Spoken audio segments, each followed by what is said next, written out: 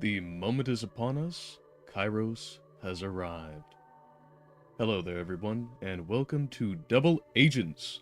Here today, we will be starting an entirely new venture after our escapades between quite a few games, in fact, and Frankenstein 1831 edition. In that, we will be doing quite a few things, but specifically in this video, and I'll get to the coming ones in the housekeeping section, we will be starting off with Fyodor Dostoyevsky's The Double, a very interesting book for its historicity, of which, naturally, I am not a scholar of the time of the early to mid 1800s, specifically in Russia, as well as just a very unusual, near perhaps maybe pre-ergodic, for those who are familiar with the term, something that requires a great deal of effort on behalf of the reader to simply engage with the medium itself. Hence why I say pre, in that it is not the text itself, insofar as its medium, that is difficult, but the contents, the concepts, the notions, thereabouts. And for that, it has a very distinct and, I think, unique to the specific writing style that I have seen out of Dostoyevsky, kind of approach, kind of character.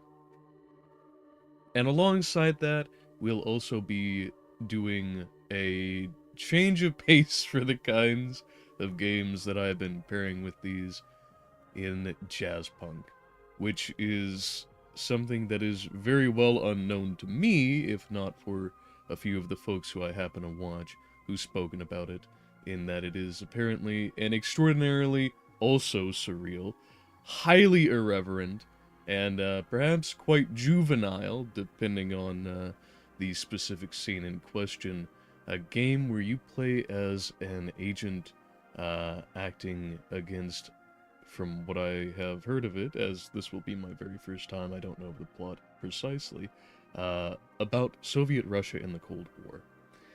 It is very meta, it is very high volume. I have heard the term jokes per minute be used in relation to it. And, well, hopefully quite a bit more lighthearted after the more combative and, we shall say, aggressive material of the several past months. In what I hope will be a bit more of a regular state of affairs. It is a short game, so we very well might finish it in the duration of this stream, but we'll see. We'll give it its shot. We'll give it its fair go. And then on to the housekeeping. As you probably have recollected from the previous streams, especially in relation to now as you might be hearing it, I have continued to fiddle and finagle with all of the minutiae of the filters and orientations, and even some of the hardware itself for the mic. I have a new electromagnetic frequency EMF shielded cable that should help with any kind of humming. And specifically on that, with the, this is more talking shop, I admit, on the side of the filters, I'll be experimenting with a very low sensitivity on the mic, a much more oblique position to me as the speaker, so it's kind of like this orientation to me, tilted away as a cardioid, so it's kind of got this heart-shaped sphere, or not sphere, but zone where it'll pick up the mic input, you could say. Hopefully not too much noise. I've been playing around with noise suppression filters as well, but to put it in a more concise and condensed package, with any luck, it'll sound better. And, very importantly for me, it'll make editing better, because the last 2 weeks were spent in getting the final product of the Frankenstein audiobook put together. If you might have caught that in the updates and been wondering why there was another break of a week between these streams. So, without further ado, I think it is time for us to get into the double itself.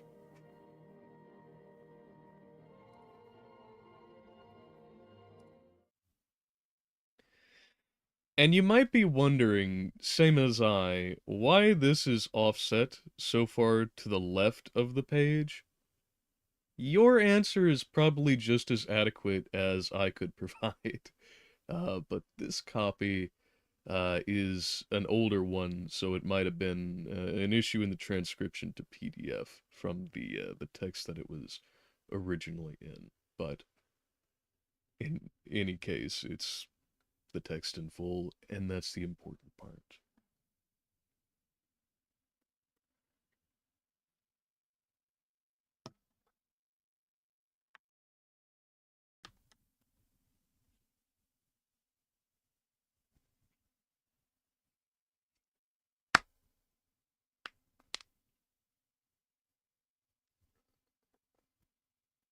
The Double, a Petersburg poem by Fyodor Dostoyevsky. Read by Kairos of the Threefold Manifold. April 15th, 2025.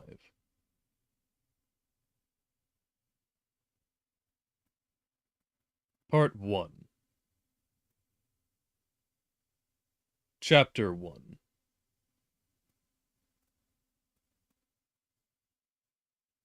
It was a little before 8 o'clock in the morning when Yakov Petrovich Golyadkin, a titular councillor, and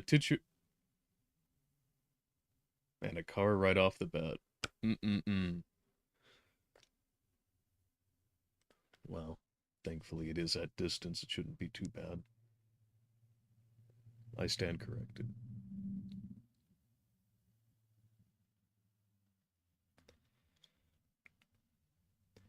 And, despite the fact that this is cardioid, so it isn't picking up from all directions to include behind the microphone predominantly, that means you all will be able to enjoy the sounds of passing vehicles just as well as I. So, let's try and get back to it. A titular count. I'll just restart. It was a little before 8 o'clock in the morning when Yakov Petrovich Golyadkin, a titular councillor, woke up from a long sleep. He yawned, stretched, and at last opened his eyes completely.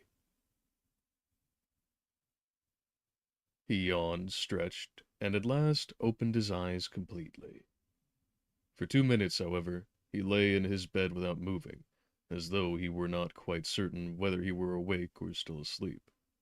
Whether all that was going on around him were real and actual, or the continuation of his confused dreams.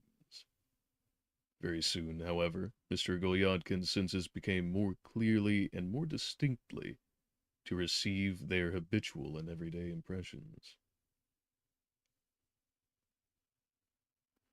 Very soon, however, Mr. Golyadkin's senses began to more clearly and more distinctly to... I thought I had inserted a 2 unnecessarily there. I'm going to zoom in. The line spacing is a little bit tight.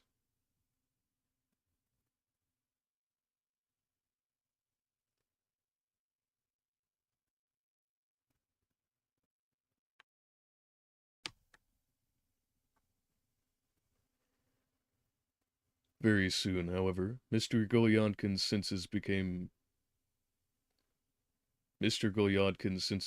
more clearly and more distinctly to receive their habitual and everyday impressions. The dirty green, the dirty green, smoke-begrimed, dusty walls off his little... Wow, I'm in error mode today. The dirty green, smoke-begrimed, dusty walls of his little room, with the mahogany chest of drawers and chairs, the table painted red, the sofa covered with American leather of a reddish-brown color. The sofa covered with American leather of a reddish color, with little green flowers on it, and the clothes taken off in haste overnight and flung in a crumpled heap on the sofa, looked at him familiarly. At last, the damp autumn day, muggy and dirty, peeped into the room through the dingy window pane with such a hostile, sour grimace that Mr. Gulyankin could not possibly doubt that he was not in the land of Nod, but in the city of Petersburg, in his own flat on the fourth story of a huge block of buildings.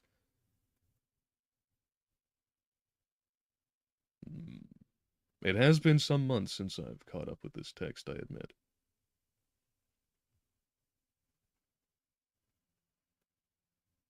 Shistelovachny is my guess.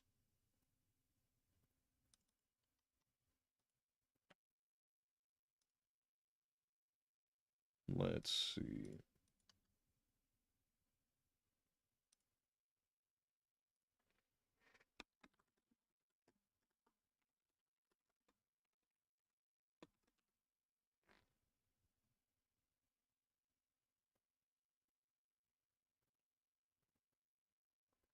And I was quite right.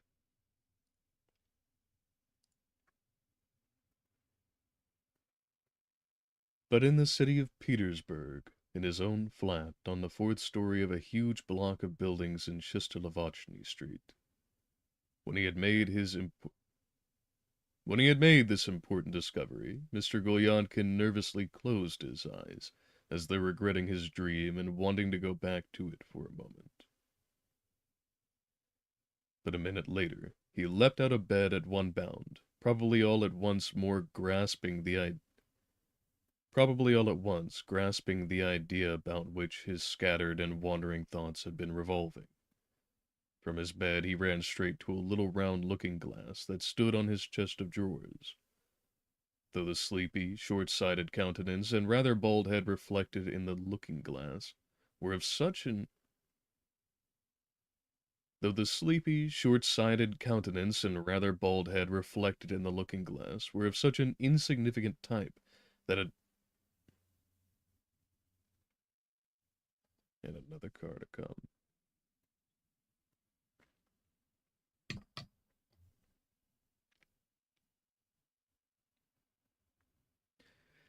And it passes swiftly.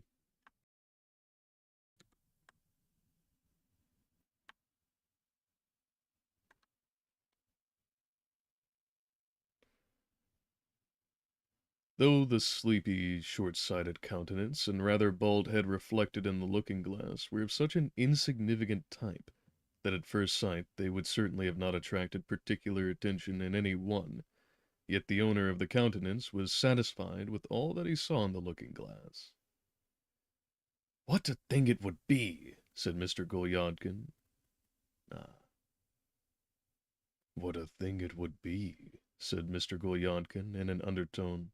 "What a thing it would be if I were not up to mark today. What a thing it would be if I were not up to the mark today.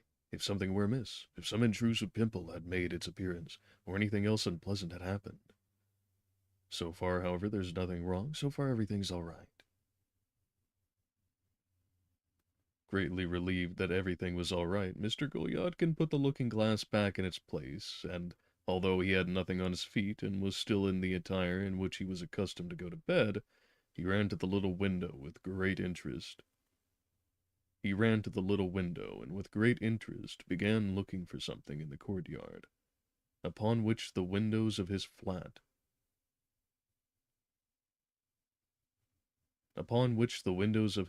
looked out. Apparently, what he was looking for in the yard quite set. On second thought, I'm not quite sure I'm pleased with the presentation of that voice. It is an important thing to determine, given that it will be what the rest of this character will have a sound like.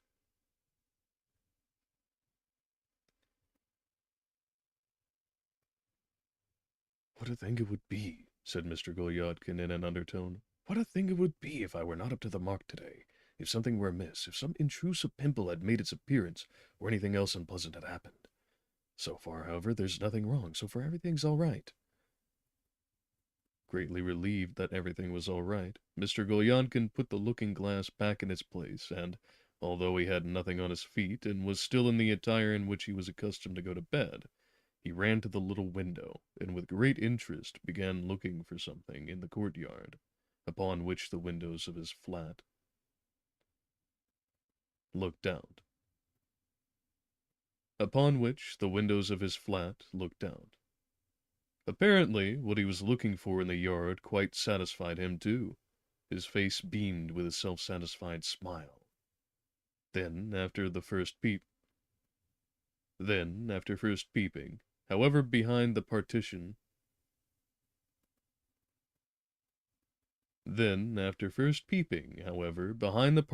into his valet, Petrushka's room,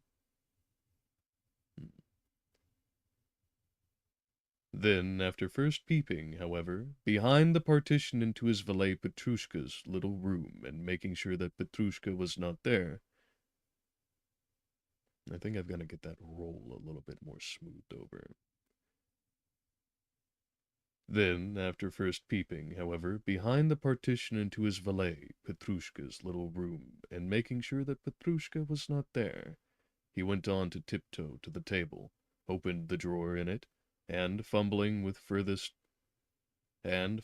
the furthest corner of it, he took from under old yellow papers and all sorts of rubbish a shabby green pocketbook, opened it cautiously, and with care and relish peeped into the furthest and most hidden fold of it.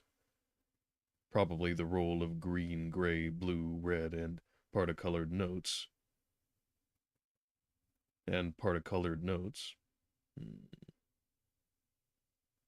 Is that parta or party?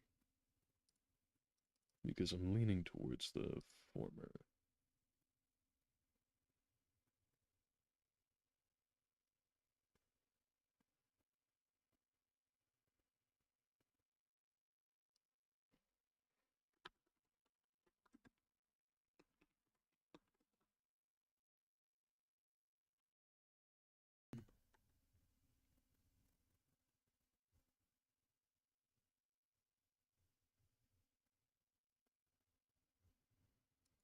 Yeah, okay.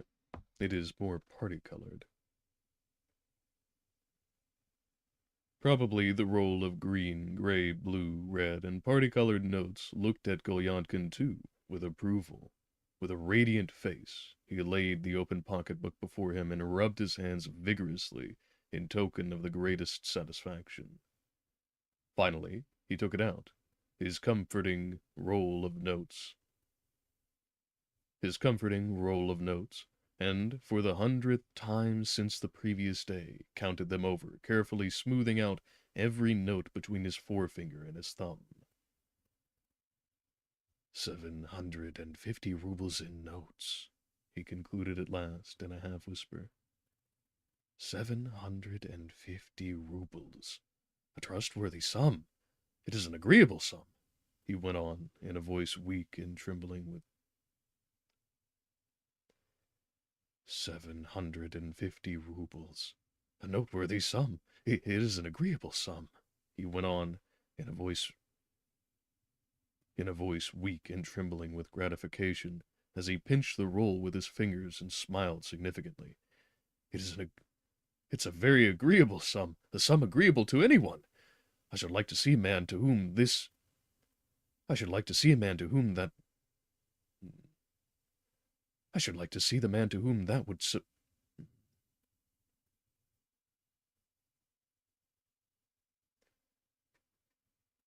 I should like to see the man to whom that would be a trivial sum. I should like to see the man to whom that would be a trivial sum. There's no knowing what man There's no knowing what a man might do. There's no knowing what a man might not do with a sum like that. What's the meaning of it, though? What's the meaning of it, though? Thought Mr. Golyadkin. Where's Petrushka? And still in the same attire, he peeped behind the partition again. Again, there was no sign of Petrushka, and the samovar standing on the floor was beside it. And the samovar standing on the floor was beside itself, fuming and raging in solitude, threatening every minute to boil over, hissing and lisping in its mysterious language. To Mr. Golyadkin, something like, "Take me, good people, I'm boiling and perfectly ready." Damn the fellow, thought Mr. Golyadkin. Damn the fellow, thought Mr. Golyadkin. That lazy brute might really drive a man out of all patience. Where's he dawdling now?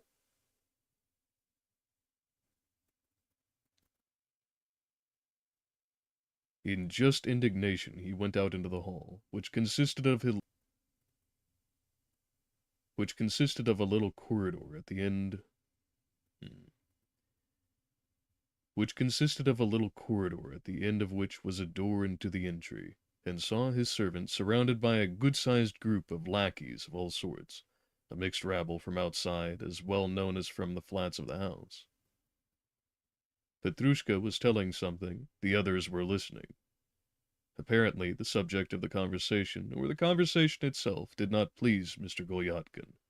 He promptly called Petrushka and returned to his room, displeased and even upset. That beast would sell a man for a halfpenny, and his master before anyone, he thought to himself. And he has sold me, he certainly has. I bet he has sold me for a farthing. Well,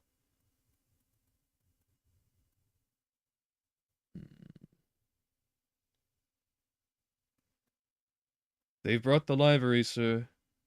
Put it on and come here. When he had put on his livery,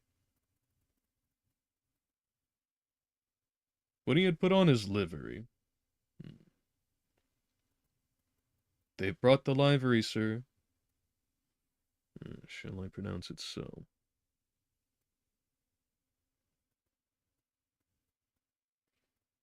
I think I shall. When he had put on his livery, Petrushka, with a stupid smile on his face, went in to his master. His costume was incredibly strange.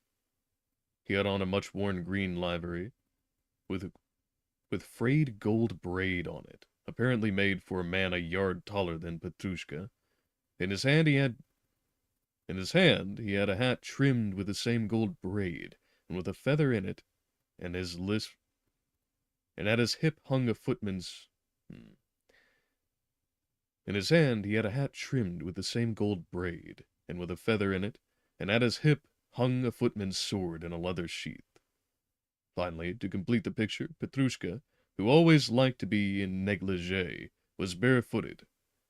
Mr. Golyadkin looked at Petrushka from all sides, and was apparently satisfied. Mr. Golyadkin looked at Petrushka from all sides, and was apparently satisfied. The livery had evidently been hired for some solemn occasion. It might be observed, too, that during his master's inspection, Petrushka watched him with strange expectancy, and with marked curiosity followed every movement he made, which extremely embarrassed Mr. Golyadkin. Well, and how about the carriage? The carriage is here, too, for the whole day. For the whole day, 25 rubles. And have the boots been sent? Yes. Don't! Can't even say yes, sir. Bring them here. Expressing his satisfaction with the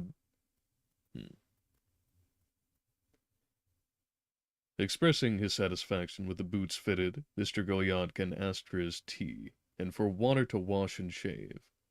He shaved with great care, and washed as scrupulously,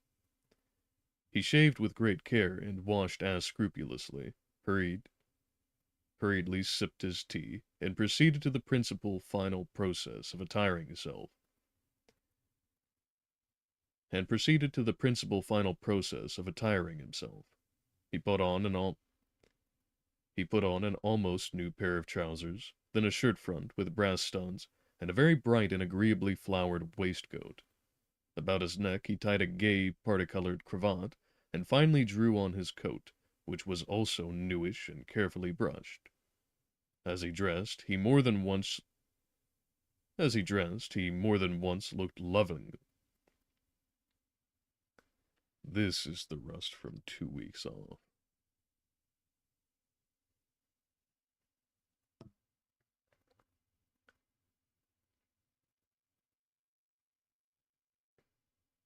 As he dressed, as he dressed, he As he dressed, he more than once looked lovingly at his boots, lifted up first one leg and then the other, admired their shape, kept muttering something to himself, and from time to time made expressive grimaces. Mr. Golyadkin was, however, extremely absent-minded that morning, for he scarcely noticed the little smiles and grimaces made at his expense by Petrushka, who was helping him dress. At last, having arranged everything properly, and having finished dressing, Mr. Golyadkin put his pocketbook in his pocket, took a final admiring look at Petrushka, who had put on his boots and was therefore also quite ready, and noticing that everything was done, and that there was nothing left to wait for, he ran hurriedly and fussily out onto the stairs, with a slight throbbing at his heart. The light blue hired carriage was perfect timing. The light blue hired carriage with a crest on it rolled noisily up to the steps. Petrushka, winking to the driver and some of the gaping crowd, helped his master into the carriage, and hardly able to suppress an idiotic laugh, shouted in an unnatural voice. "Off!" Jumped up on the footboard, and the whole turnout. "Off!" Jumped up on the footboard, and the whole turnout, clattering and rumbling noisily, rolled into the Nevsky Pro. And the whole turnout, clattering and rumbling noisily, rolled into the Nevsky Prospect. "Off!" Jumped onto the noise. "Off!" Jumped up on the noisy. "Off!" Jumped up on the. One of those days. "Off!" Jumped up on the footboard, and the whole turnout, clattering and rumbling noisily, rolled into the Nevsky Prospect. As soon as the light blue carriage dashed out of the gate, Mr. Golyadkin rubbed his hands convulsively, and went off in a slow, noiseless chuckle, like a jubilant man who has succeeded in bringing off a splendid performance, and is as pleased as Punch, and is as pleased as Punch with the performance himself.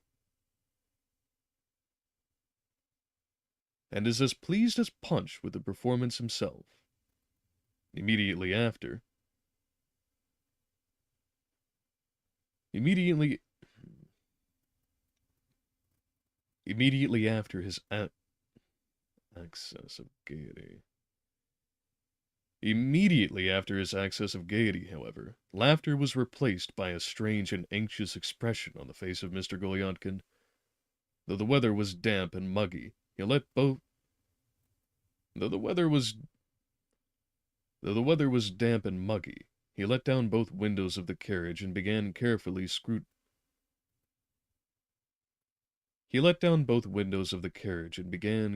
scrutinizing the passers-by, to left and to right, at once assuming a decorous and sedate air when he thought anyone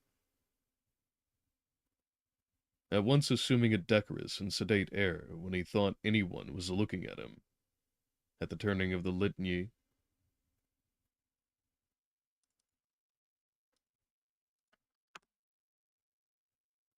litany,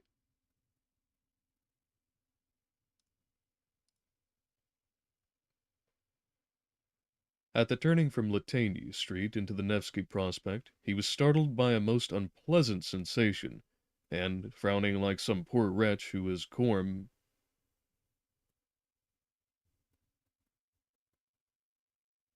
and, frowning like some poor wretch whose corm has been accidentally trodden on, he huddled with almost panic-stricken haste into the darkest corner of his carriage.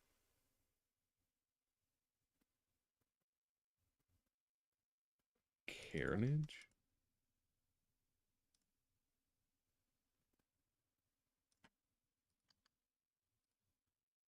That must be a mistype.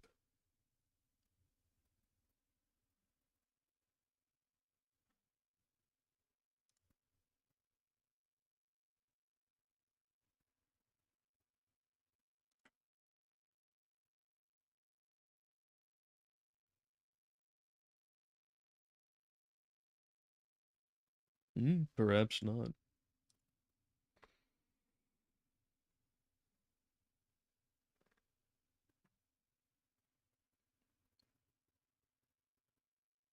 At the turning of Latany Street into the Nevsky Prospect. At the turning from Latany Street into the Nevsky Prospect, he was startled by a most unpleasant sensation, and frowning like some poor wretch whose corm had just been. At the turning from Latany Street into the Nevsky Prospect, he was startled by a most unpleasant sensation, and, frowning like some poor wretch whose corm had been accidentally trodden on, he huddled with almost panic-stricken haste into the darkest corner of his carnage. He had seen two of his colleagues, two young clerks serving in the same government department.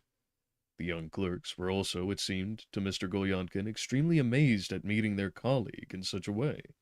One of them, in fact, pointed him out to the other. Mr. Golyonkin even fancied that the other had actually called his name, which, of course, was very unseemly in the street. Our hero concealed himself and did not respond. The silly youngsters, he began to reflect. The silly youngsters, he began reflecting to himself. What? Why is it? Why, what is there strange in it? A man in a carriage, a man needs to be in a carriage, and so he hires a carriage. They're simply noodles. I know them, simply silly youngsters who still need thrashing. They want to be paid a salary for playing pitch farthing and dawdling about. That's all they're fit for. I'd let them all know, if only. Mr. Golyonkin broke off suddenly, petrified. A smart pair of Kazan's horses. Mr. Golyonkin broke off suddenly, petrified. A smart pair of Kazan horses, very familiar to Mr. Golyonkin, in a fashionable droshky, drove rapidly by on the right side of his carriage. The gentleman sitting in the droshky, happening to catch a glimpse of Mr. Golyonkin, who was rather incautiously poking his head out of the carriage window, also appeared to be extremely astonished at the unexpected meeting, and, bending out as far as he could, looked with the greatest curiosity and interest into the corner of the carriage in which our hero had made haste to conceal himself. The gentleman in the droshky was Andrei Filipovich, the head of the office in which Mr. Golyadkin served in the capacity of assistant to the chief clerk. Mr. Golyadkin, seeing that Andrei Filipovich... Andrei. The gentleman in the droshky was Andrei Filipovich, the head of the office in which Mr. Golyadkin had served. The head of the office in which Mr. Golyadkin served in the capacity of assistant to the chief clerk. Mr. Golyadkin, seeing that Andrei Filipovich recognized him, that he was looking at him open-eyed, and that it was impossible to hide, blushed up to his ears. Thou or not, call back or not, recognize him or not, our hero wondered in indescribable anguish. Or pretend that I'm not myself, but somebody else strikingly like me, and look as though nothing were the matter. Simply not I, not I, and that is all, said Mr. Golyonkin, taking off his hat to Andrei Filipovitch and keeping his eyes fixed upon him. I'm all right, he whispered with an effort. I'm quite all right. It's not I, and that is the fact of the matter. Soon, however, the droshky passed the carriage, and the magnetism of his chief's eyes was at an end. Yet he went on blushing, smiling, and muttering something to himself.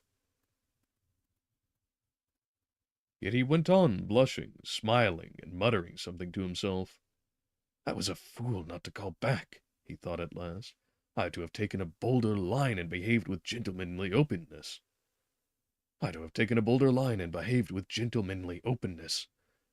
I ought to have said, "This is how it is, Andrei Filipovitch.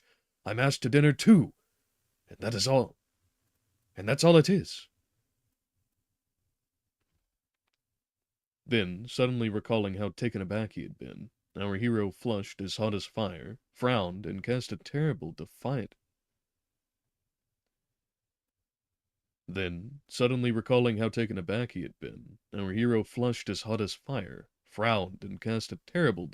glance at the front corner of the carriage, a glance calculated to reduce all his foes to ashes. At last, he was suddenly inspired to pull the cord attached to the driver's elbow, and stop. At last, he was suddenly inspired to pull the cord attached to the driver's elbow.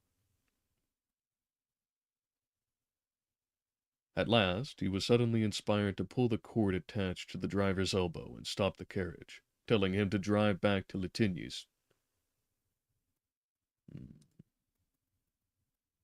I should double-check that. Latigny Street. Telling him to drive back to Latigny Street. The fact was, it was urgently necessary for Mr. Golyonkin, probably for the sake of his own peace of mind, to say something very interesting to his doctor, Christian Ivanovitch.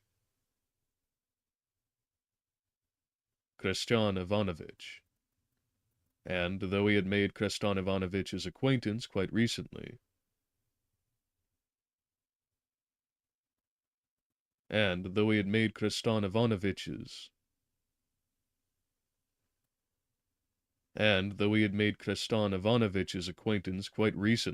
having indeed only paid him a single visit, and that one the previous week,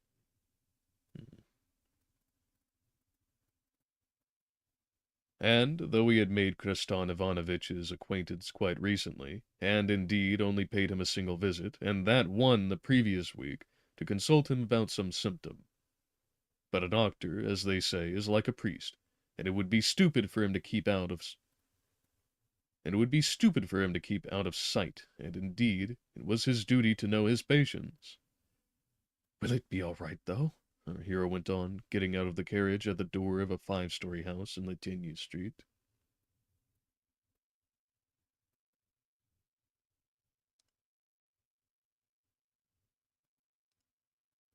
I did get that right. You may tell I'm not terribly familiar with Russian pronunciations. Our hero went on, getting out of the carriage at the door of a 5-story house in Latigny Street, at which he told the driver to stop the carriage. "Will it be all right? Will it be proper? Will it be appropriate? After all, though," he went on, thinking as he mounted the stairs, out of breath and trying to suppress the beating of his heart, which had the habit of beating on all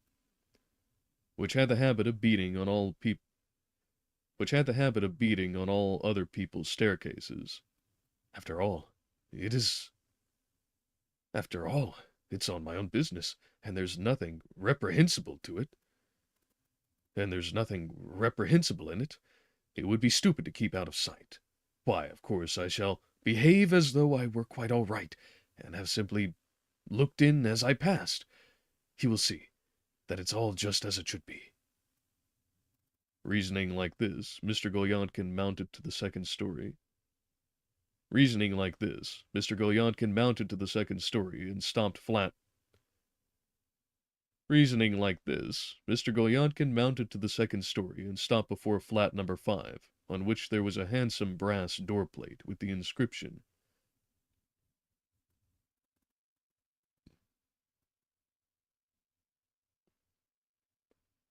Christian Ivanovich Rutenspitz, Doctor of Medicine and Surgery. Stopping at the door, our hero made haste to assume an air of propriety, ease, and even of certain affability, and even of a certain affability, and prepared to pull the bell. As he was about to do so, he promptly and rather appropriately reflected that it might be better to come tomorrow, and that it was not very pressing for the moment. But as he suddenly heard footsteps on the stairs, he immediately changed his mind again, and at once rang Christian Ivanovitch's bell, with an air, moreover, of great determination.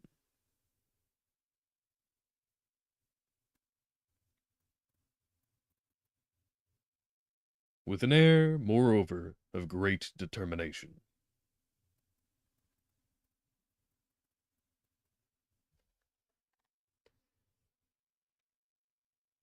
Oh man, with what effort.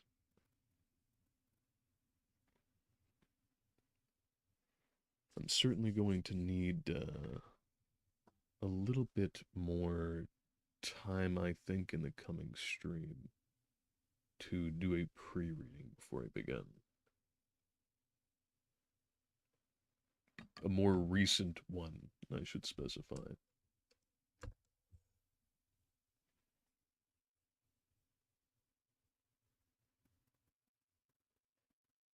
Chapter 1 presents us with Golyadkin, the main protagonist, as he would be.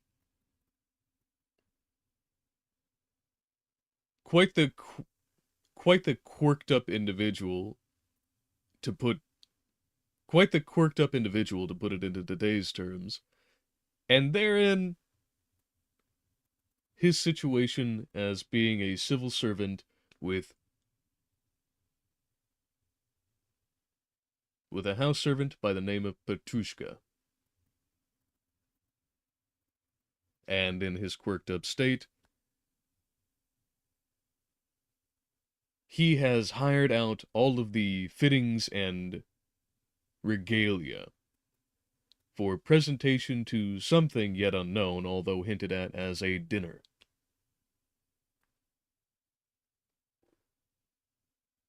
Livery for the boy, newish attire for himself, and even a more noble carriage, of which he has no access to in his regular bouts. As he proceeds down the street to wherever it is he is going, he is encountered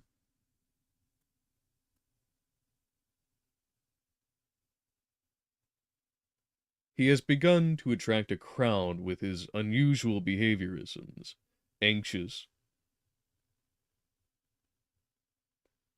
and rather decoherent as they are wont to be.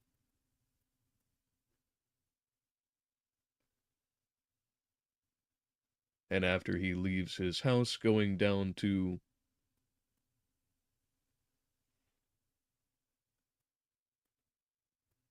Novetsky, I believe is the pronunciation.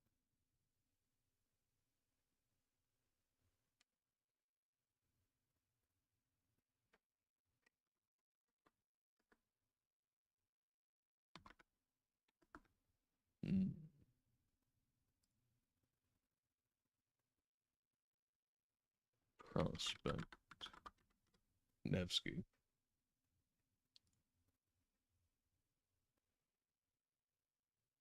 And just in time for a car. Delightful.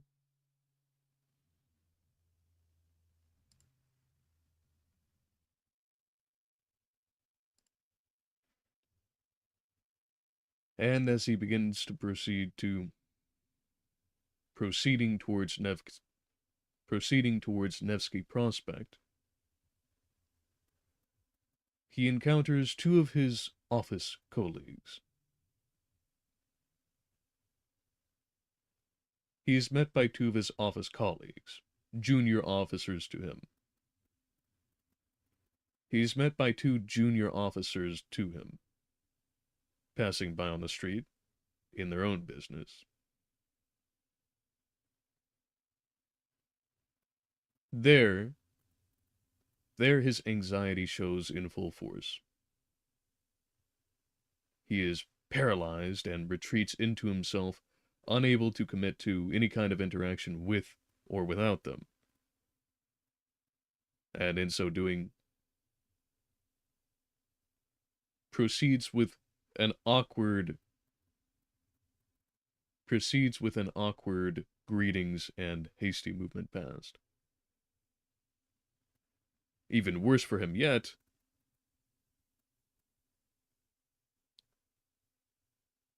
he encounters one of his seniors by the name of Andre.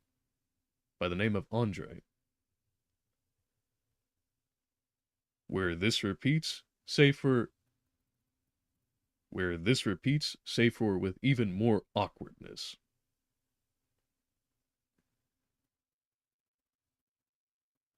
And finally, he decides to go see his doctor for whom he just recently got acquainted,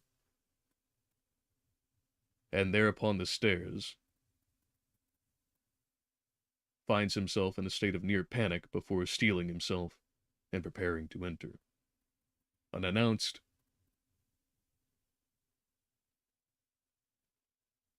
and only for the fact that someone on the stairs below him is at his heels. And only for the fact that someone below him is soon on the stairs at his heels.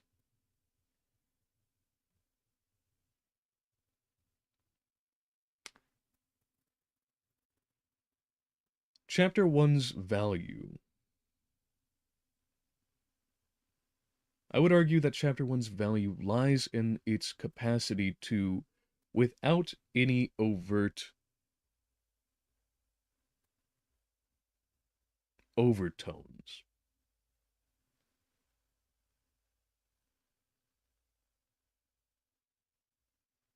being able to sit us down directly in the midst of a character and his motion, being able to sit us down right in the midst of a character with all of his motives, with all of his motive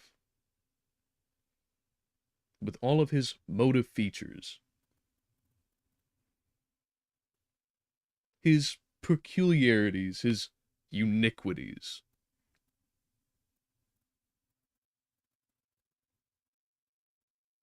And through the very actions of the individual themselves, with relatively little internal introspective expression,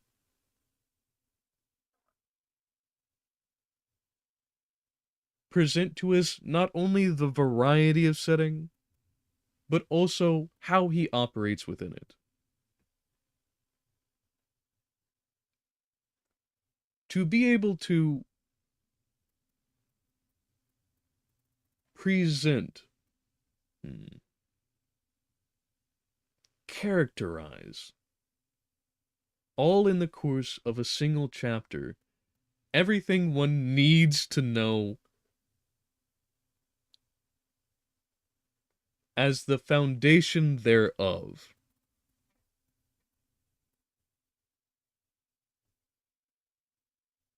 Not to have so much of a slow burn that gradually builds,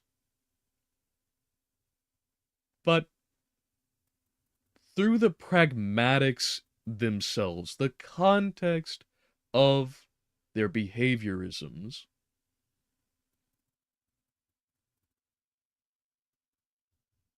and both the verbal and nonverbal thereabouts.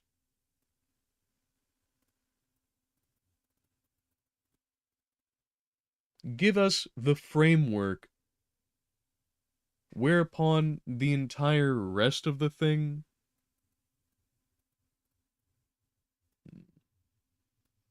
can be assembled brick by brick.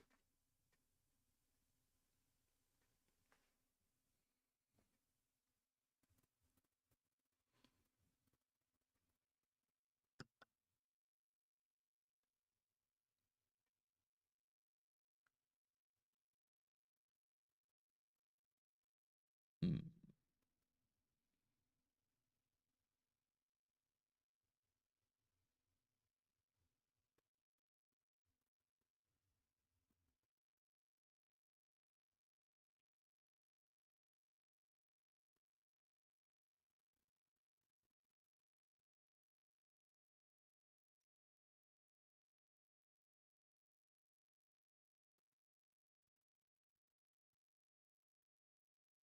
In short, in short, taking us from zero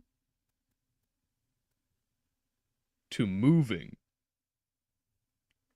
to accelerating with the greatest of ease, predominantly through subtleties, rather than overt presentations or pre-narratives or preambles.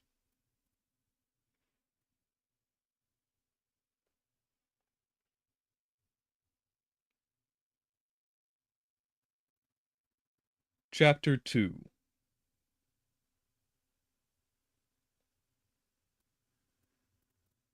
The doctor of medicine and surgery, Christian Ivanovich Rutenspitz, a very hale though elderly man with thick eyebrows and whiskers that were beginning to turn gray, eyes with an expressive gleam in them that looked capable of rounding every disease, and lastly, with orders of some distinction on his breast, was sitting in his consulting room that morning in his comfortable armchair.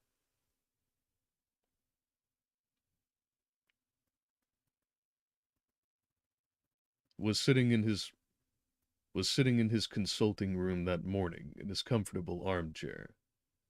He was drinking he was drinking coffee, which his wife had brought him with her own hand, smoking a cigar and from time to time writing prescriptions for his patients.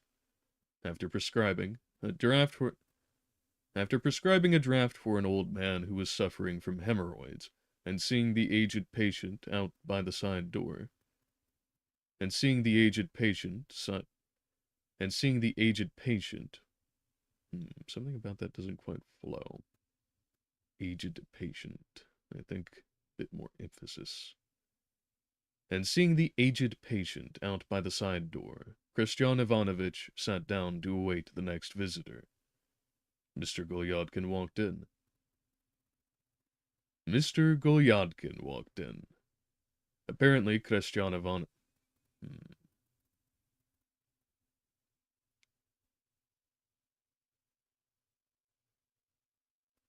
I don't believe I tapped or trilled that R hard enough above.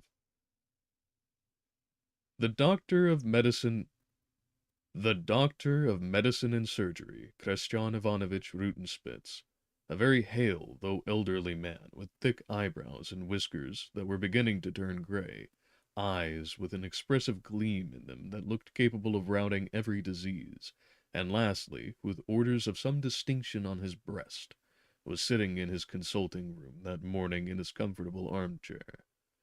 He was drinking coffee with his was sitting in his comfortable arm was sitting in his consulting room that morning in his comfortable armchair.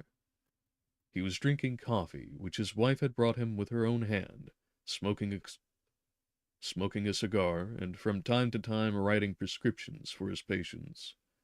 After prescribing a draft for an old man who was suffering from hemorrhoids, and seeing the aged patient out by the side, and seeing the aged patient, and seeing the aged patient out by the side door, Christian Ivanovich Krestan Ivanovich sat down to await the next visitor. Christian Ivanovich sat down to await the next visitor. Mr. Golyantkin walked in. Apparently, Christian Ivanovich did not in the least expect nor desire to see Mr. Golyantkin, for he was suddenly taken aback for a moment, and his countenance unconsciously assumed a strange, and one may almost say, a displeased expression. As Mr. Golyantkin almost always turned up inappropriately and was thrown into confusion whenever he approached anyone about his own little affairs, on this occasion, too, he was desperately embarrassed. Having neglected to get ready his first sentence, which was invariably a stumbling block for him on such occasions, he muttered something, apparently an apology, and, not knowing what to do next, took a chair and sat down, but, realizing that he had sat down without being asked to do so, he was immediately conscious of his lapse, and made haste to efface his offense against etiquette. He was immediately conscious of his relapse, and made haste to efface his offense against etiquette and good breeding by promptly getting up again from the seat he had already taken. He was immediately conscious of his lapse, and made haste to efface his offense against etiquette. He was immediately conscious of his lapse, and made haste to efface his offense against etiquette and good breeding by promptly getting up again from the seat he had taken uninvited. Bloody cats.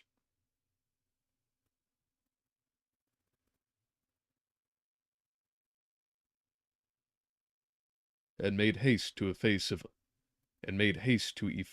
offense against etiquette and good breeding by promptly getting up again from the seat he had taken uninvited. Then, on second thoughts, dimly perceiving that he had committed two stupid blunders at once, he immediately decided to commit a third. That is, tried to right himself, muttered something, smiled, blushed, was overcome with embarrassment, sank into expressive silence, and finally sat down for good, and did not get up again.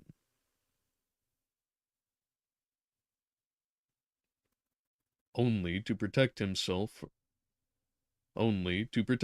against all contingencies, he looked at the doctor with a defiant glare which had an extraordinary power of figuratively crushing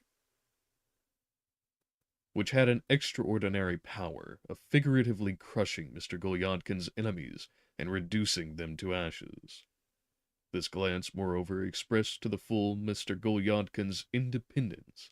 That is, to speak plainly, the fact that Mr. Golyantkin was all right, that he was quite himself like everybody else, and that there was nothing wrong in his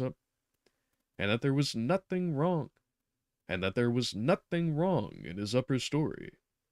Christian Ivanovich coughed, cleared his throat, apparently in token of approval and assent to all this, and bent an inquisitorial, interrogative gaze upon his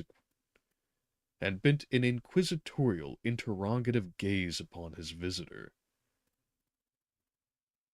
I have come to trouble you a second time, Christian Ivanovich, began Mr. Golyantkin. I have come to trouble you a second time, Christian Ivanovich, began Mr. Golyantkin with a smile, and now I venture to ask your indulgence a second time. He was obvious. And now I venture to ask your indulgence a second time. He was obviously at a loss for words.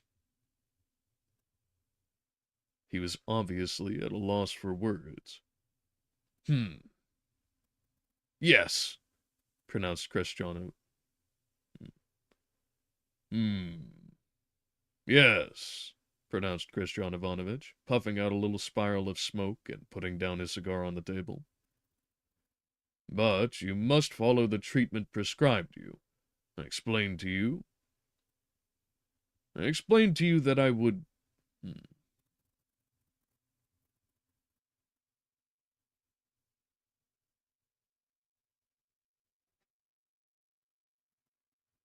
but you must follow the treatment prescribed you. I explained to you that what would be beneficial to your health is a change of habits. Entertainment, for instance, and, well, friends. You should visit your acquaintances and not be hostile to the bottle, and likewise keep cheerful company. Mr. Golyadkin, still smiling, hastened to observe that he thought he was like everyone else, that he lived by himself, that he had entertainments like everyone else, that, of course, he might go to the theater, for he had the means like everyone else. That, of course, he might go to the theater, for he had the means like everyone else, that he spent the day at the office and the evenings at home, that he was quite all right. He even observed in passing that he was, so far as he could see, as good as anyone, that he lived at home, and finally that he had Petrushka. At this point, Mr. Golyadkin... At this point, Mr. Golyadkin hesitated. No, that is not the order of proceeding I want, and that is not at all what I would ask of you. I am interested to know in general, are you a great lover... I am interested to know in general, are you a great lover of cheerful company? Do you take advantages of festive occasions, and, well, do you lead a melancholy or cheerful manner of life? Kriston Ivanovitch, I tell you, interrupted the doctor, that you must have a radical change of life, must, in a certain sense, break in your character. Kristonov...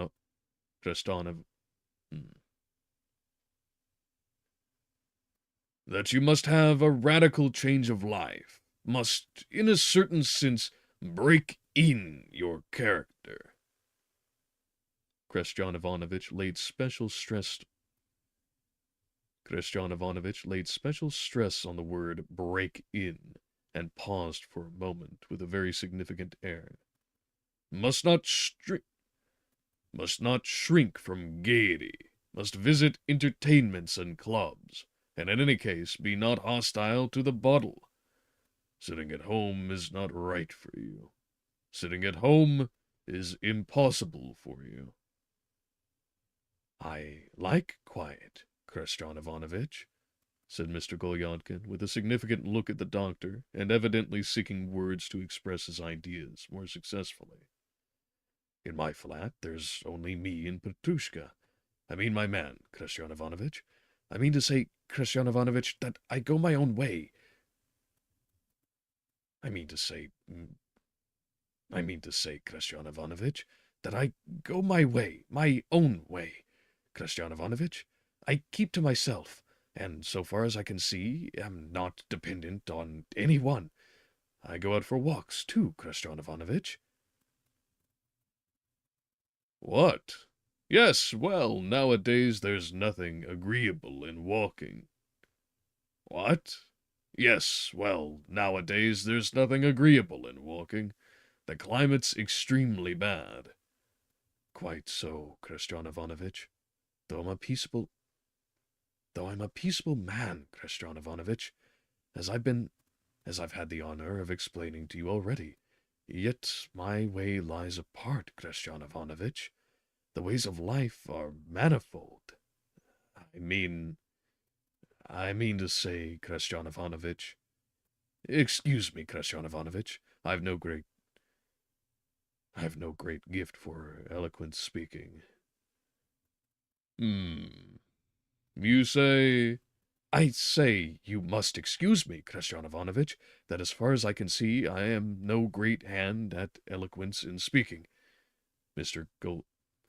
Golyadkin articulated, stammering and hesitating, in a half-aggrieved voice. In that respect, Christian Ivanovitch, I'm not quite like other people, he added with a peculiar smile. I can't talk much. I've never learnt to embellish my speech with literary graces. On the other hand, I act, Christian Ivanovitch. On the other hand, I act, Christian Ivanovitch. How's that? You act? Responded Christian Ivanovitch. responded Krestyan Ivanovitch. Then silence followed for half a minute. The doctor looked somewhat strangely and mistrustfully at his visitor. Mr. Golyadkin, for his part, too, stole a rather mistrustful glance at the doctor. "Krestyan Ivanovitch," he began, going on again in the same tone as before, somewhat irritated and puzzled by the doctor's extreme obstinacy. "I like tranquility, and not the noisy gaiety of the world. Among them, I mean in the noisy world, Krestyan Ivanovitch, one must be able to polish the floor with one's boots." Here Mr. Golyadkin made a slight scrape on the floor with his toe. "They expect it, and they expect puns, too. One must know how to make a perfume. One must know how to make a perfumed compliment. That's what they expect there. And I've not learnt to do it, Krestyan Ivanovitch. I've never learnt all those tricks. I've never had the time. I'm a simple person, not an ingenious. I'm a simple person and not ingenious. I've no external polish. On that side I surrender, Krestyan Ivanovitch. I lay down my arms, speaking in that sense. I lay down my arms, speaking in that sense." All this Mr. Golyadkin pronounced with an air which made it perfectly clear that our hero was far from regretting that he was late. All this Mr. Golyadkin pronounced with an air which made it All this Mr. Golyadkin pronounced with an air which made it perfectly clear that our hero was far from regretting that he was laying down his arms in that sense, and that he had not learnt these tricks. Quite the contrary, indeed. As Krestyan Ivanovitch listened to him, he looked down with a very unpleasant grimace upon his face, seeming to have a presentiment of something.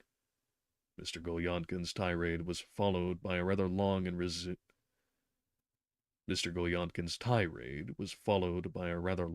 significant silence. "You have, I think, departed a little from the subject," Krestyan Ivanovitch said at last in a low voice. I confess I cannot altogether understand you." I'm not a great hand at eloquent speaking, Krestyan Ivanovitch. I've had the honor to inform you, Krestyan Ivanovitch, already," said Mr. Golyadkin, speaking. "I'm not a great hand at eloquent speaking, Krestyan Ivanovitch. I've had the honor to inform you, Krestyan Ivanovitch, already," said Mr. Golyadkin, speaking this time in a sharp and resolute tone. "Krestyan Ivanovitch," began Mr. Golyadkin. "Krestyan Ivanovitch," began Mr. Golyadkin again in a low but more significant tone, in a somewhat solemn style, and emphasizing every point. "Krestyan Ivanovitch, when I came in here, I began with apologies. I repeat the same thing again, and again ask for your indulgence. There's no need for me to conceal it, Krestyan Ivanovitch. I'm an unimportant man, as you know, but fortunately for me, I do not regret being an unimportant man. Quite the contrary, indeed, Krestyan Ivanovitch. And to be perfectly frank, I'm proud that I'm not a great man, but an unimportant man.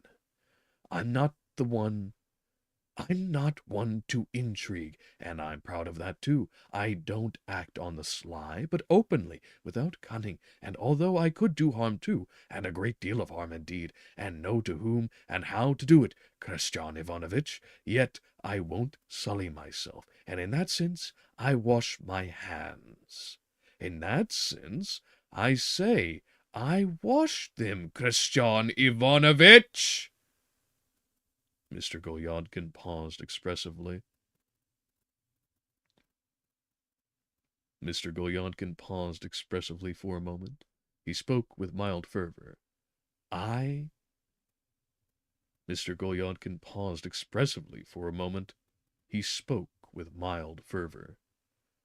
I set to work, Christian Ivanovitch, our hero continued. Directly, openly, by no devious ways, for I disdain them, and leave them to others. I do not try to degrade those who are perhaps purer than you and I. That is, I mean, I and they, Christian Ivanovitch. I didn't mean you. I don't. That is, I mean, I and they, Christian Ivanovitch.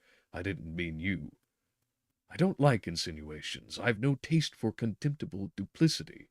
I'm disgusted by slander and calumny. Hmm.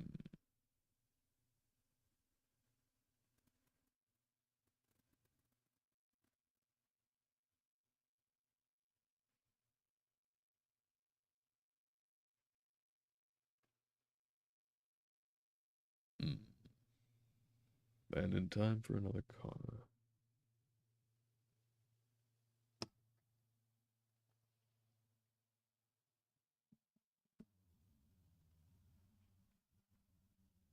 Not too slow this time.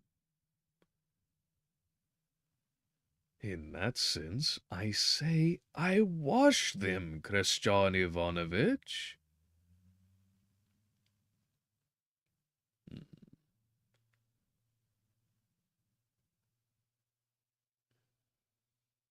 And another that follows. As you do. In that sense, I say I wash them, Christian Ivanovitch. Always with the clicking. In that in that sense, I say I wash them, Christian Ivanovitch. Mr. Golyonkin paused expressively for a moment. He spoke with a mild fervor. I set to work, Christian Ivanovitch, our hero continued, directly, openly, by no devious ways, for I disdain them, and leave them to others. I do not try to degrade those who are perhaps purer than you and I. That is, I mean I and they, Christian Ivanovitch. I didn't mean you. I don't like insinuations. I've no taste for contempt. I don't like insinuations. I've no taste for contemptible duplicity. I don't like insinuations. I've no taste for contempt. I don't like insinuations. I've no taste for contemptible duplicity. I'm disgusted by slander and calumny. I only put on a mask at a masquerade, and don't wear one before people every day. I ask you, Christian Ivanovitch, how would you revenge yourself upon your enemy, your most malignant enemy, the one you would consider such? I only ask you, Christian Ivanovitch, how would you revenge yourself upon your enemy, your most your most malignant enemy, the one you would consider such? Mr. Golyonkin concluded with a challenging glance at Christian Ivanovitch. Though Mr. Golyonkin pronounced this with the utmost distinctness and clearness,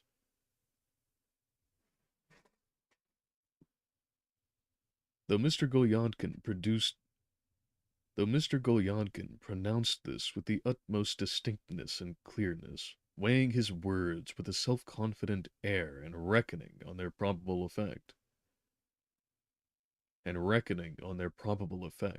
Yet meanwhile he looked at Christian Ivanovitch with anxiety, with great anxiety, with extreme anxiety.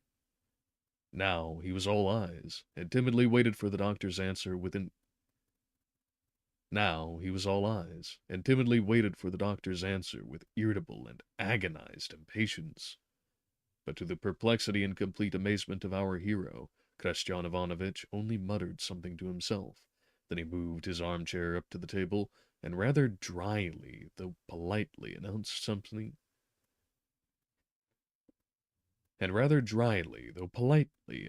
something to the effect that his time was precious, and that he did not quite understand, that he was ready, however, to attend him as far as he was able, but he would not go into anything further that did not concern him. At this point, he took the pen, drew a piece of paper towards him, cut out of it the usual long strip, and announced that he would immediately prescribe what was necessary. "No, it's not necessary, Christian. No, it's not necessary, Christian Ivanovitch. No, that's not necessary at all," said Mr. Golyadkin. "No, it's not necessary, Christian Ivanovitch. No, that's not necessary at all," said Mr. Golyadkin, getting up from his seat and clutching Christian Ivanovitch's said Mr. Golyadkin, getting up from his seat and clutching said Mr. Golyadkin, getting up from his seat and clutching Christian Ivanovitch's right hand. "That isn't what's needed, Christian Ivanovitch. That isn't what's needed, Christian Ivanovitch." And while he said this, a queer change came over him. His gray eyes gleamed strangely, his lips began to quiver, all the muscles and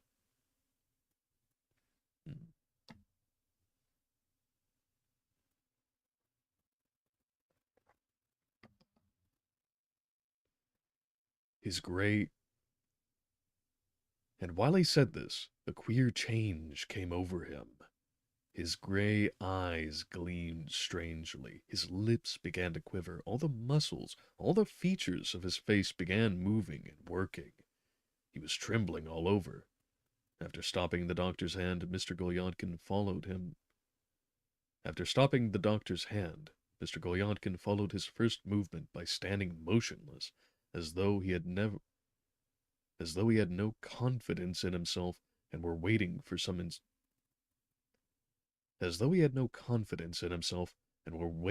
some inspiration for further action. Then followed a rather strange scene. Somewhat perplexed, Christian Ivanovitch seemed for a moment rooted to his chair and gazed open-eyed in bewilderment at Mr. Golyadkin, who looked at him in exactly the same way. At last, Christian Ivanovitch stood up, gently holding the lining of Mr. Golyadkin's coat. For some seconds, they both stood like that, motionless, with their eyes fixed on each other.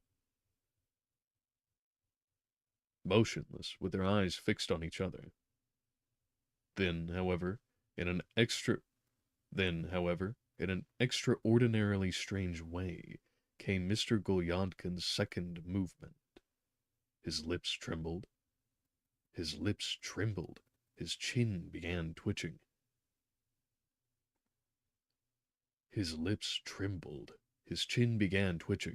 And our hero quite unexpectedly burst into tears, sobbing, shaking his head, and striking himself on the chest with his right hand, while with his left clutching the lining of the doctor's coat. He tried to say something and to make some explanation, but could not utter a word. At last, Christian Ivanovitch recovered from his amazement. Calm yourself," he brought out at last, trying to make Mr. Golyadkin sit down in an armchair. I have enemies, Christian Ivanovitch. I have enemies. I have malignant enemies who have sworn to ruin. I have malignant enemies who have sworn to ruin me.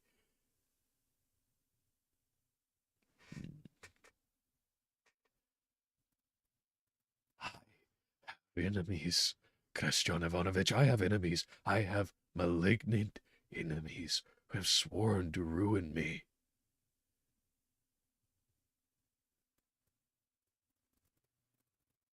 I have enemies, Christian Ivanovich. I have... Damn it. I have enemies, Christian Ivanovich. I have enemies. I have malignant enemies who have sworn to ruin me. Mr. Golyadkin answered in a frightened whisper. Come, come, why enemies? You mustn't talk about enemies. You really mustn't. Sit down, Christian. Come, why enemies? You mustn't talk about enemies. You really mustn't. Sit down, Christian Ivanovich went on, getting Mr. Golyadkin once... Christian Ivanovich went on, getting Mr. Golyadkin once for all into the armchair.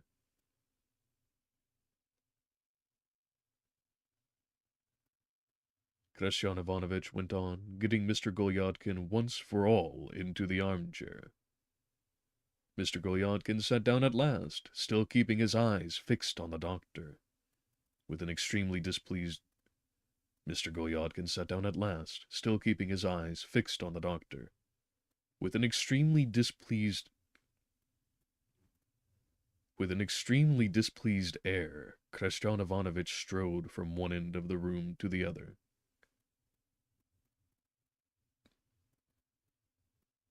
With an extremely displeased air, Christian Ivanovich strode from one end of the room to another.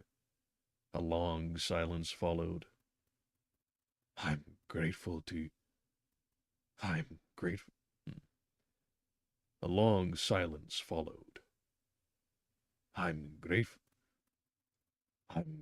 to you, Christian Ivanovich. I'm grateful to you, Christian Ivanovich. I'm very grateful, and I'm very sensible of all you've done for me now. To my dying day I shall never forget your kindness, Christian Ivanovich, said Mr. Golyadkin, getting up from his seat with an offended air. I'm grateful to you, Christian Ivanovich. I'm very grateful, and I'm very sensible of all you've done for me now. To my dying day, I shall never forget your kindness, Christian Ivanovich, said Mr. Golyadkin, getting up from his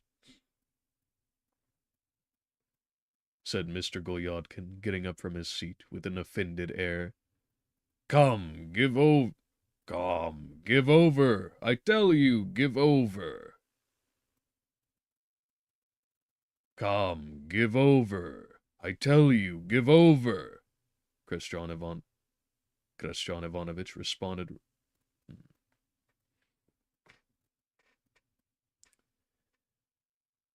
Come, give over. I tell you, give over. Christian Ivanovich responded rather sternly to Mr. Golyadkin's outburst, making him sit down again. Well, what's the matter? Tell me what is unpleasant, Christian Ivanovich went on. And what enemies are you talking about? What is wrong? No, Christian Ivanovich, we'd better leave that now. No, Christian Ivanovich, we'd better leave that now, answered Mr. Golyadkin, casting down his eyes.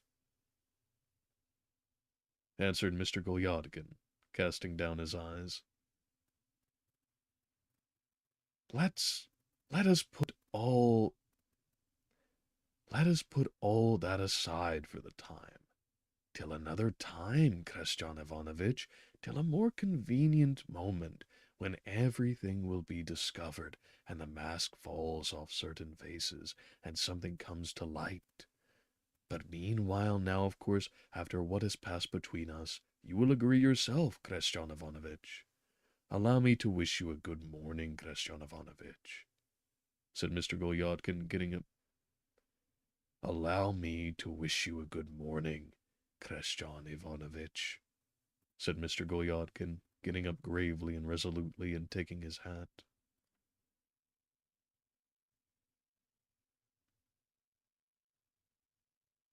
Oh, well, as you like. Hmm.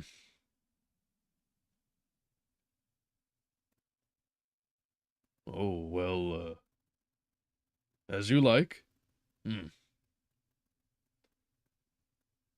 Oh, well, as you like. Hmm. A moment of silence followed. For my part, you know, whatever I can do, and I sincerely wish you well. I understand you, Christian Ivanovich. I understand. I understand you perfectly now. In any case, excuse me for having troubled you, Christian Ivanovich. No, I didn't mean that. However, as you please, go on taking the medicines as before. Go on taking the medicines as before. I will go on with the medicines as you say, Christian Ivanovich. I will go on with them, and I will get them at the same chemist's. To be a chemist nowadays, Christian Ivanovich, is an important business. How so? In what sense do you mean? In a very ordinary sense. In a very ordinary sense, Christian Ivanovich. I mean to say that nowadays that's the way of the world. Hmm? And that every silly youngster, not only a chemist's boy, and that every silly youngster, not only a chemist's boy, turns up his nose at respectable people. Not only a chemist's boy turns up his nose at respectable people. Hmm? Hmm. How do you understand that? I'm speaking of a certain person, Christian Ivanovich, of a common acquaintance of ours, Christian Ivanovich. Of a common acquaintance of ours, Christian Ivanovich, of Vladimir Semyonovich. Of Vladimir Semyonovich. Ah, yes, Christian Ivanovich, I know certain people, Christian Ivanovich, who don't quite keep up to the general rule of telling me the truth sometimes. Ah, how so? Why, yes, it is so. But that's neither here nor there. They sometimes manage to serve you up a fine egg in gravy.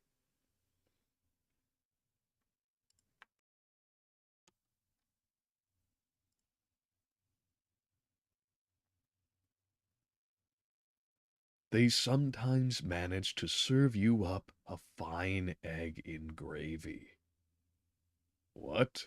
Serve up what? An egg in gravy, Christian Ivanovich. It's a Russian saying. It's a Russian saying. They know how to congratulate someone at the right moment, for instance. There are people like that. Congratulate? Yes, congratulate, Christian Ivanovich. Well, at least the interruptions haven't been constant.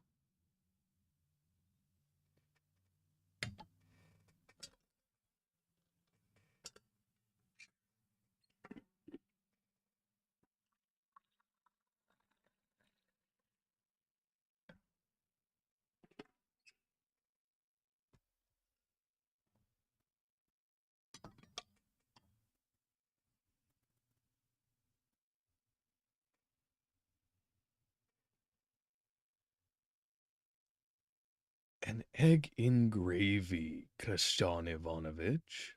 It's a Russian saying. They know how to congratulate someone at the right moment, for instance. There are people like that. Congratulate? Yeah, yes, congratulate, Christian Ivanovich, as someone I know very well did the other day. Someone you know very well. Ah, how was that? Said Christian Ivanovich, looking at Tin. said Christian Ivanovitch, looking attentively at Mr. Golyadkin. Yes, someone I know very well indeed congratulated me. Yes, someone I know very well indeed congratulated someone else I know very well, and what's more,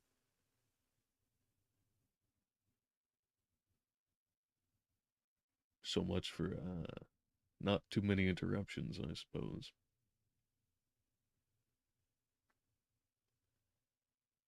Yes, someone I know very well indeed congratulated someone else I know very well, and what's more, a comrade, a friend of his heart, on his promotion, on his receiving the rank of assessor. This was how it happened to come up.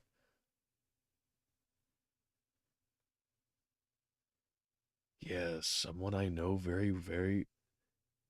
yes, someone I know very well indeed congratulated someone else I know. Hmm. Yes, someone I know very well indeed congratulated someone else I know very well. And what's more, a comrade, a friend of his heart, on his promotion, on his receiving the rank of assessor. This was how it happened to come up. I am exceedingly glad of the opportunity to offer you, Vladimir Semyonovitch, my congratulations, my sincere congratulations, on your receiving the rank of assessor. And I'm the more pleased, as all the world knows that there are old women nowadays who tell fortunes.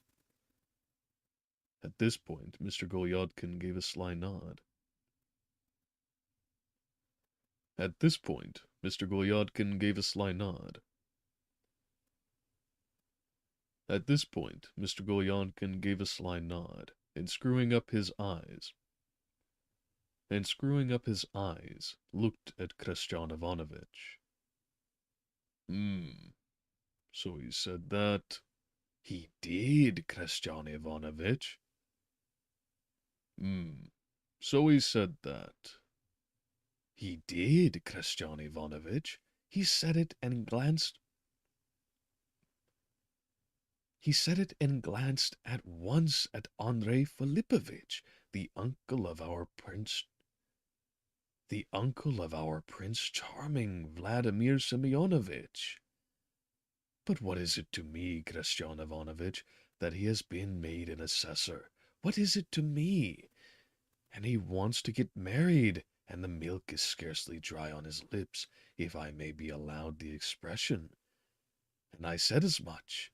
Vladimir Semyonovitch, said I. Vladimir Semyonovitch, said I.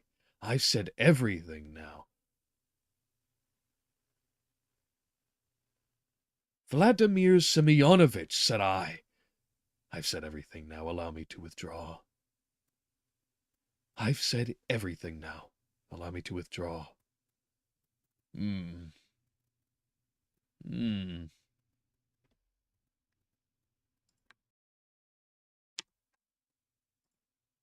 Hmm. Yes, Christian Ivanovitch, allow me now, I say, to withdraw. But to kill two birds with one stone, as I twitted our young gentleman with But to kill two birds with one stone, as I twitted over But to kill two birds with one stone, as I twitted our young gentleman with the old women, I turned to Clara Osufnievna.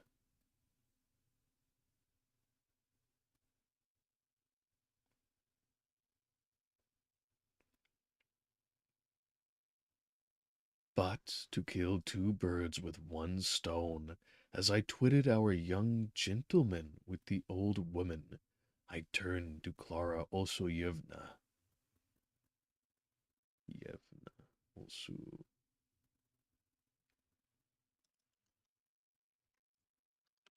I think I nailed it the first time.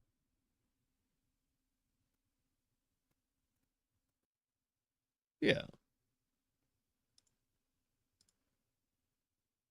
I turned to Clara Olsuyevna.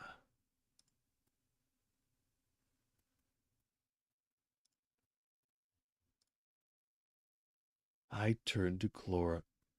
I turned to Clara Olsufyevna. It all happened the day before yesterday at Olsufye Ivanovitch's. I turned to Clara Olsuye. I turned to Clara Olsufyevna. It all happened the day before yesterday. It all happened the day before yesterday at Olsufye.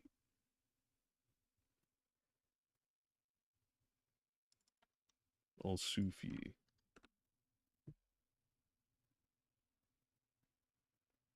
Hmm.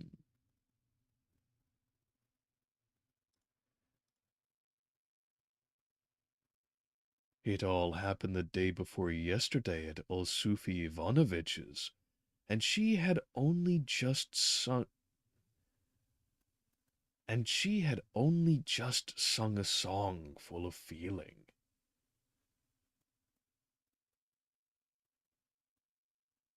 It all happened the day before yesterday at Olsufy Ivanovitch's, and she had only just sung a song full of feeling. You've sung songs full of feeling, madam, said I, but they've not been listened to with a pure heart. And by that I hinted plainly, Christian Ivanovitch, hinted plainly that they were not running after her now, but looking higher. Ah, and what did he say? He swallowed the pill, Christian Ivanovitch, as the saying is. Hmm. Yes, Christian Ivanovitch. To the old man himself, too, I said. Osufy Ivanovitch, said I know how much I'm indebted to you. I appreciate to the full all the kindness you've showered upon me from my childhood up. But open your eyes, Osufy Ivanovitch, I said. Look about you. I myself do things openly and above board, Osufy Ivanovitch. Oh, really? Oh, really? Yes, Christian Ivanovitch, really. What did he say? Yes, what indeed, Christian Ivanovitch? Yes, what indeed, Christian Ivanovitch? He mumbled one thing and another. And I know you, and I know you, and that His Excellency was a benevolent man, he rambled on. But there, you know, he's begun to be a bit shaky, as they say, with old age. But there, you know, he's begun to be a bit shaky, as they say, with old age. Ah, so that's how it is now. Yes, Christian Ivanovitch, and that's how we all are. Poor old man. He looks towards the grave, breathes incense, as they say, while they concoct a piece of womanish gossip, and he listens to it. Without him, they wouldn't. Gossip, you say? Gossip, you say? Yes, Christian Ivanovitch, they've concocted a womanish scandal. Our bear, too, had a finger in it.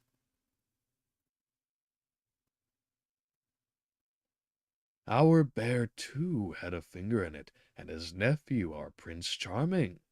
They've joined hands with the old woman, and of course they've concocted the affair. Would you believe it? They plotted the murder of someone.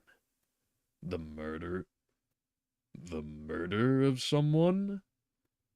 The murder of someone? The murder of someone? Yes, Christian Ivanovitch, the moral murder of someone. They spread about. I'm speaking of a man I know very well. Christian Ivanovitch nodded. They spread rumors about him. I confess I'm ashamed to repeat them, Christian Ivanovitch. Hmm. They spread a rumor that he had signed a promise to marry, though he was already engaged in another quarter. And would you believe it, Christiana? And would you believe it, Christian? And would you believe it, Christian Ivanovich, to whom? Really?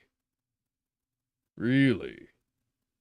To a cook, to a to a,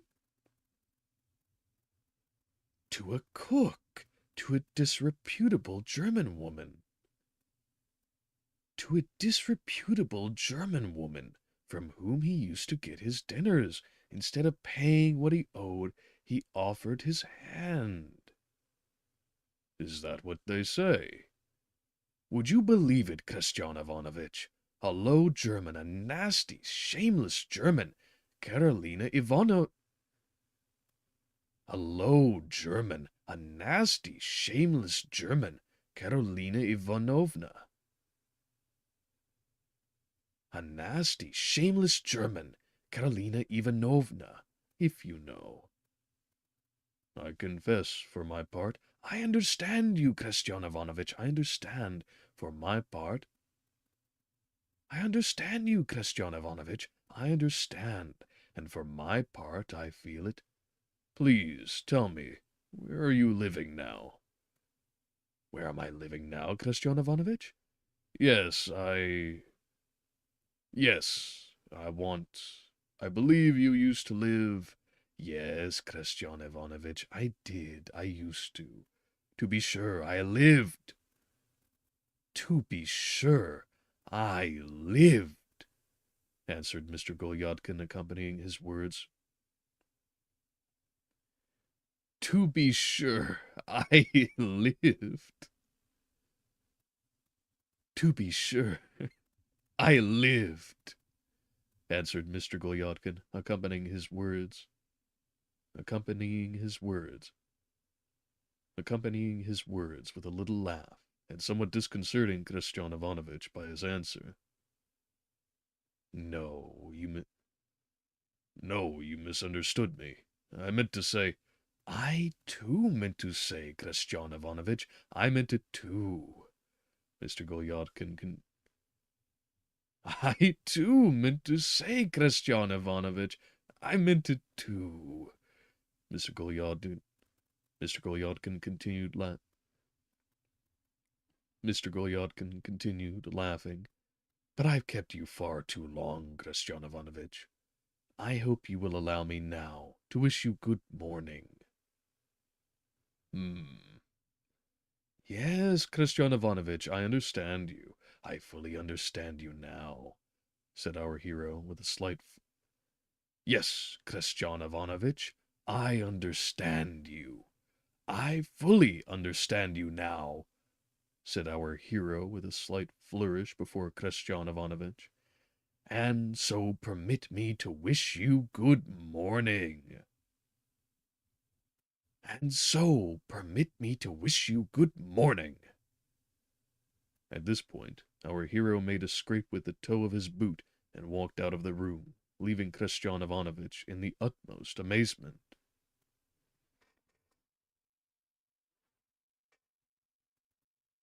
As he went down the doctor's stairs, he smiled and rubbed his hands gleefully. On the steps, breathing the fresh air and feeling himself at liberty, he was certainly prepared to admit that he was the happiest of mortals, and thereupon to go straight to his office. When suddenly his carriage rumbled up to the door, he glanced at it and remembered everything. Petrushka was already opening the carriage door. Mr. Golyadkin was completely overwhelmed by a strong and unpleasant sensation. He blushed, as it were, for a moment. Something seemed to stab him. He was just about to raise his foot to the carriage step, when he suddenly turned round and looked towards Christian Ivanovich's window. Yes, yes, yes, it was so. Christian Ivanovich was standing at the window, was stroking his whiskers with his right hand, and staring with some curiosity at the hero of our story. That doctor is silly, thought Mr. Golyadkin, huddling out of sight in the carriage. Extremely silly. He may treat his patients all right, but still, he's as stupid as a post. Mr. Golyadkin sat down. Petrushka shouted, "Off!" And the carriage rolled towards Nevsky Prospect. Again.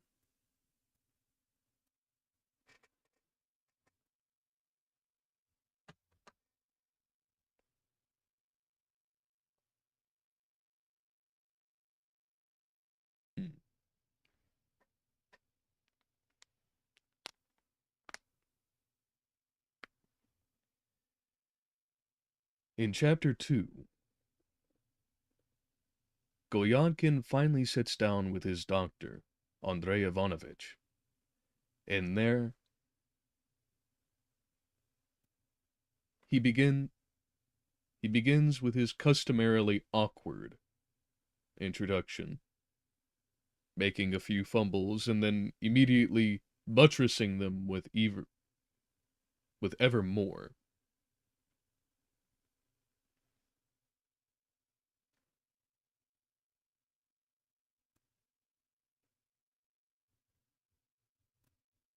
But shortly thereafter, he begins relaying he begins he begins in the conventional he begins in the conventional activities of introduction to one's doctor.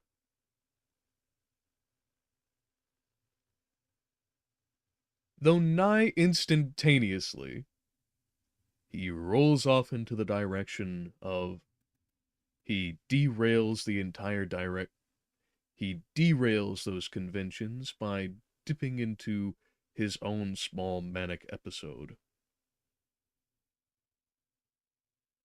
His own small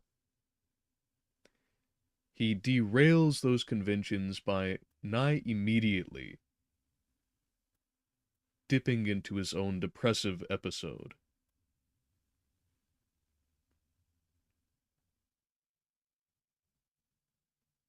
Beginning with reflections on his poor eloquence, and not long after, to have a proper break, making a near hypnotic making a near hypnotic faux pas of bolting upright after having been set down by Andrei, making a near hypnotic faux pas after being concentrated into a corner in Andrei's attempt to get him to be a little bit more communicative, standing up and just in time for a car. Well, it's good anyway that we'll be getting into the gameplay not here long after.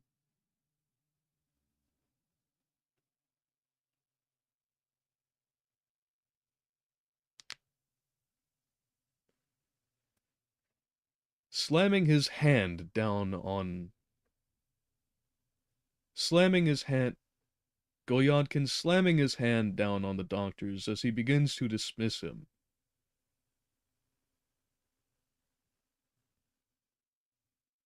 And then, after a long pause,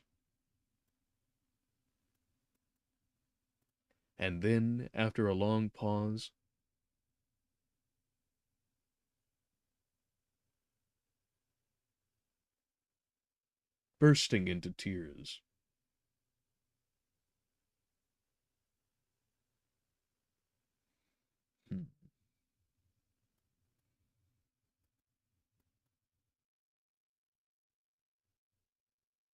Bursting into tears, being sat back down and then calmed down, rising up into a manic peak.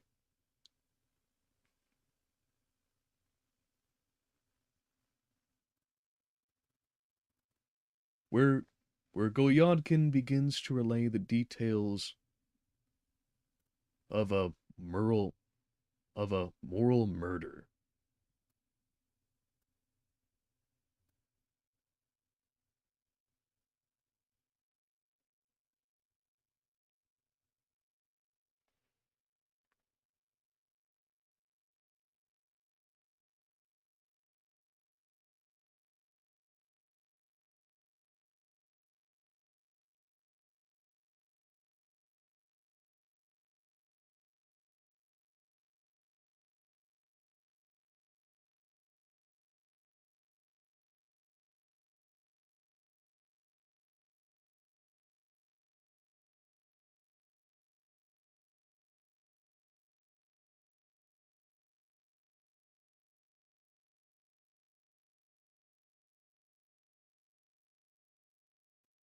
These Russian names are killing me.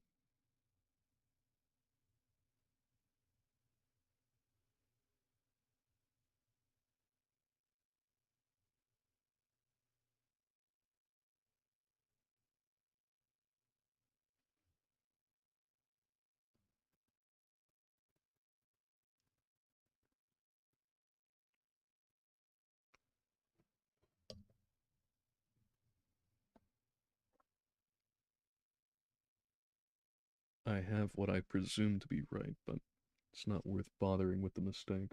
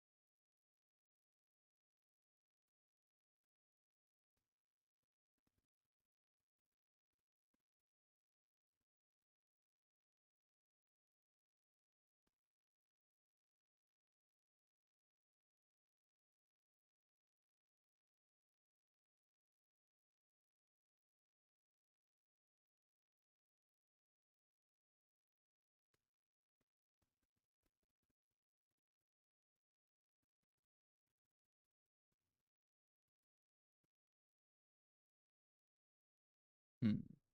Where's that particular line?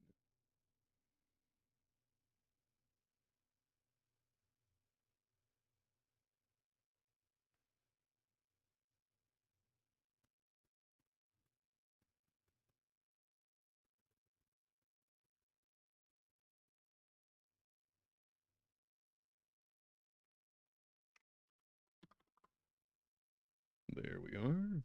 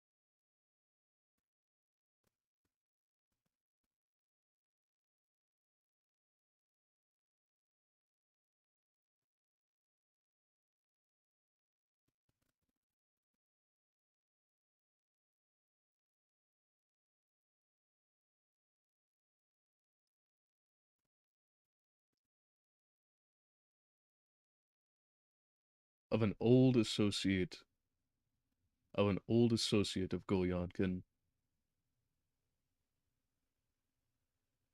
by the name of Ulsufi Ivanovich, which he holds in some respect, where there is a spread of rumors that he intends to marry.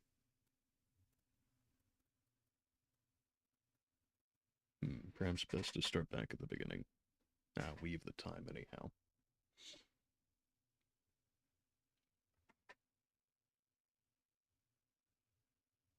It's rather difficult to encapsulate such an intriguing series of social mingling. In Chapter 2, Golyadkin finally enters the office of Andrei Ivanovich.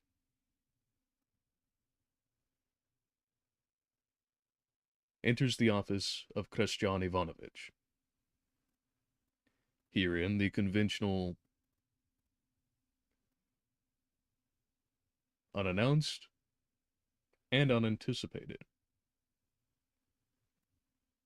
Herein, Christian begins the customary greetings and habits for such a visitor. And Golyadkin begins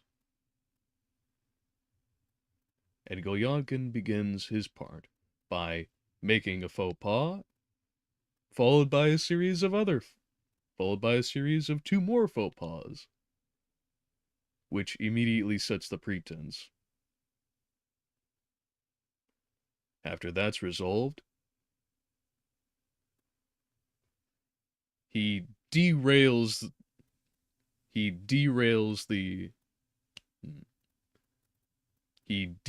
from the norms fully by entering into an anxious fit about his incapacity to positively express himself.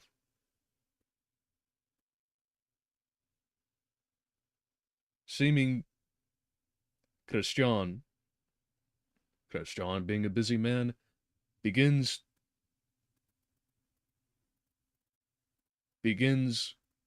dismissing and concluding Golyadkin, whereupon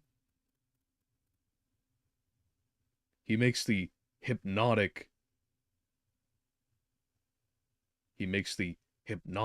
unusual move of leaping to his feet and clasping Christian on the hand.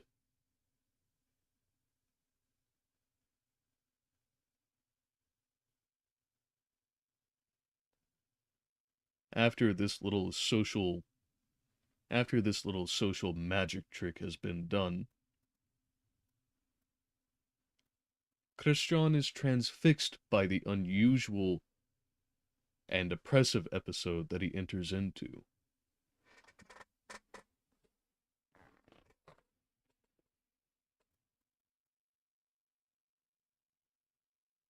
Launching into his woes of self-doubt.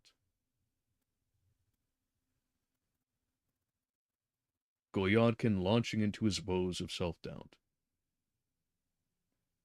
followed with not a little irritation towards his doctor. Where at the end of it,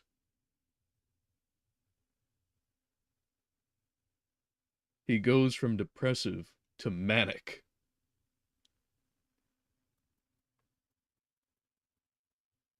He goes from depressive to the buddings of mania. He goes from depression to the buddings of mania. Transitioning slowly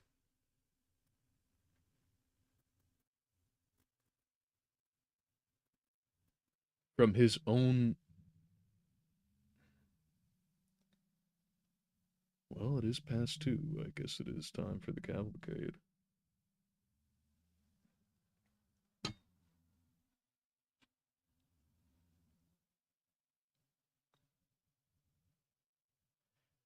Transitioning with breadcrumbs transitioning with the perfect bait for Andre, transitioning with the perfect bait for Christian,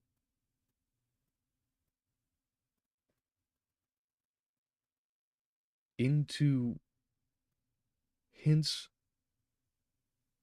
at social malignity and Golyadkin's distaste therefore.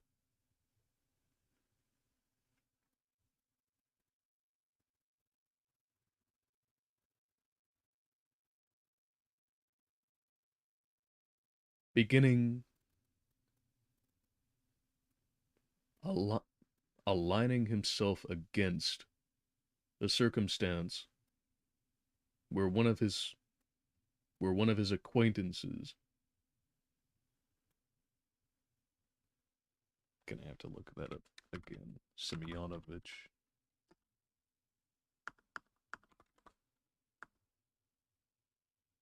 Yes, Ivan.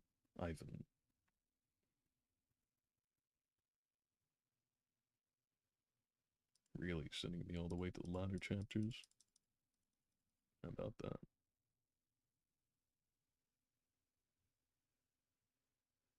Filipovich.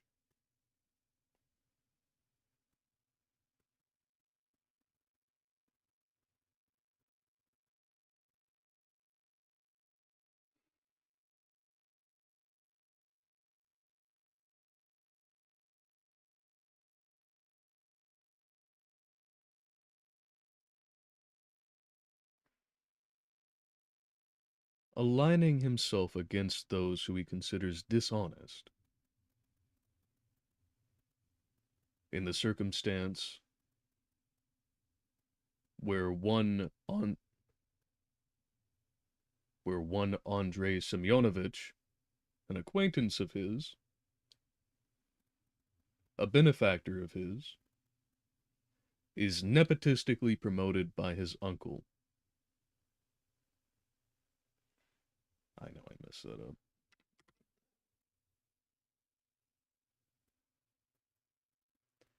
Vladimir, not Andrei.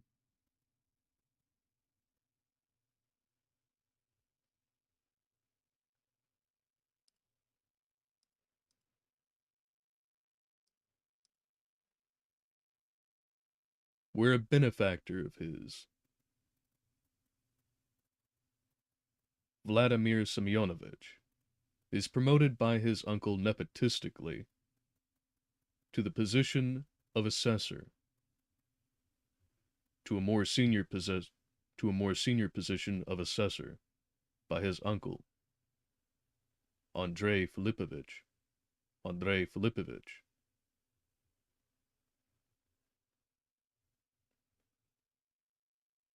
And somewhat related, and somewhat related.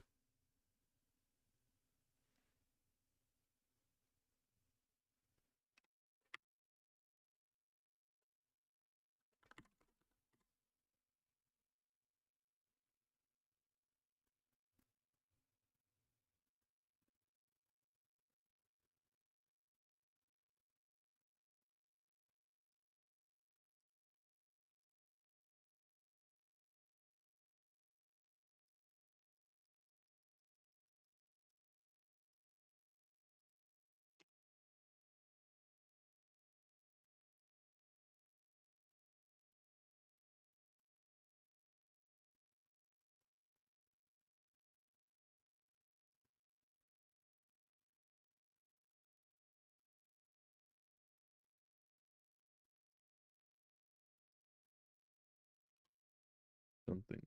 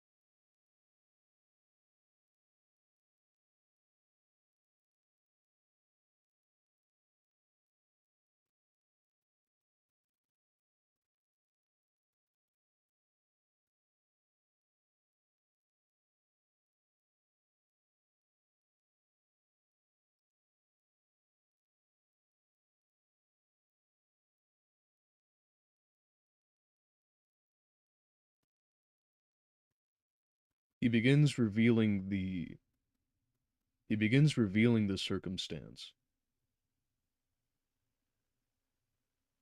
wherein a wherein a colleague of his by the name of Vladimir Semyonovich is nepotistically promoted by his uncle,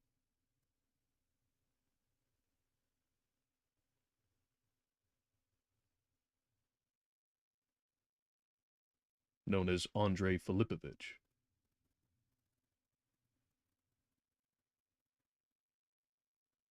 And in and somewhere thereabouts near in time, his old benefactor, by the name of Osufi,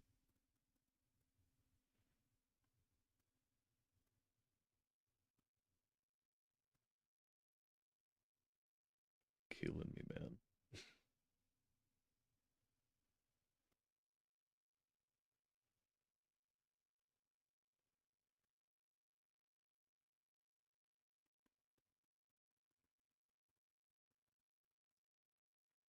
By the name of Osufi Ivanovich,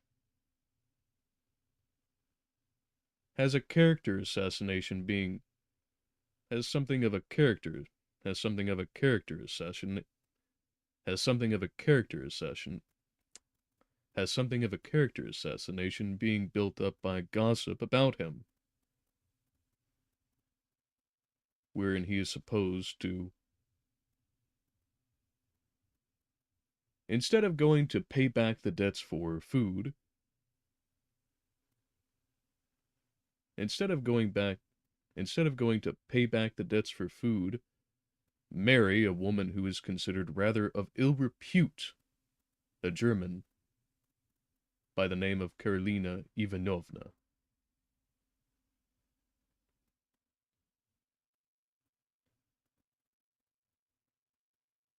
And, f- and finally, at the end of all of this escapade, and finally, at the end of all of this unexpected rabble, and finally, at the end of all of this unexpected torrent, Goyadkin bids Goyadkin Goyadkin bids Christian Goyadkin bids Christian farewell. Leaves to go leaves with the intent of going back to his office, is met by the is met by Petrushka in the carriage that he rented, hops into it, looks back over his shoulder to realize that the befuddled doctor is there standing and watching him leave, and then makes the comment that he's the silly one.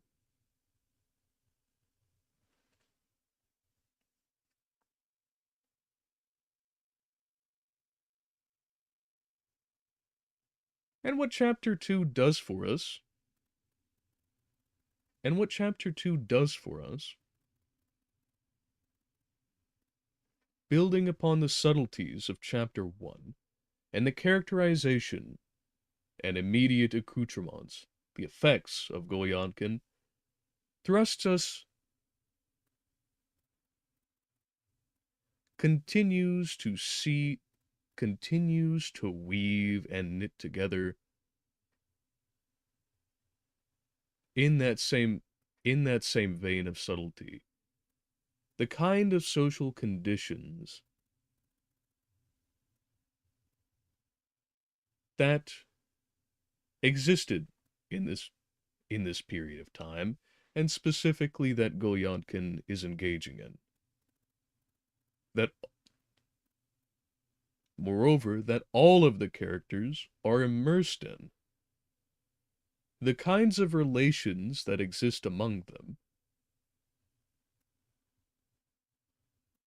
and therefore the explicit habits that are ingrained into the cultural fabric.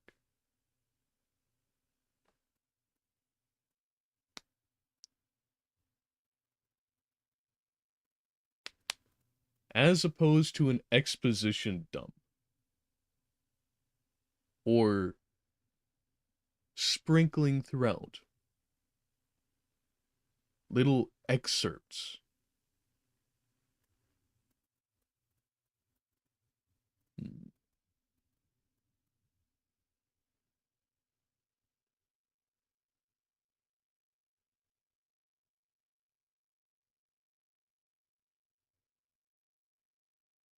There was a word I was thinking of.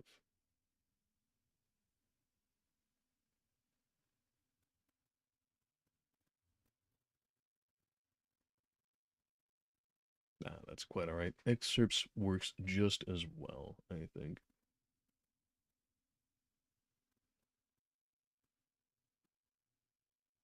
Or more boldly outlined material.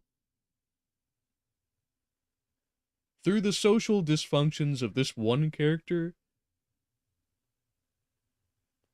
and how he goes about, and how this free radical goes about working with those who follow these norms, we have a keynote example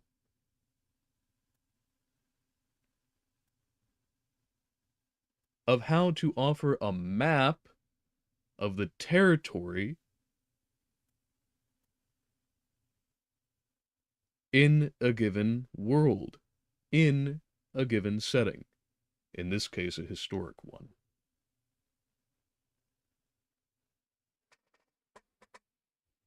Okay. Well, stretching a little bit longer into the gameplay section than I might have desired to, but still not too terribly bad. That gives us the perfect end to that. And not as many pages as I was hoping for, but nonetheless, a good sum. And a good exercise to knock off the rust. We can now get into Jazzpunk. So, let's do our transition shuffle. And then get this set up for our game. Now, whereabouts are we? Of all the things, it's not detected by the Windows selector, so let's try the game capture. Ah. Hey, and no issues with the audio this time. That's lovely.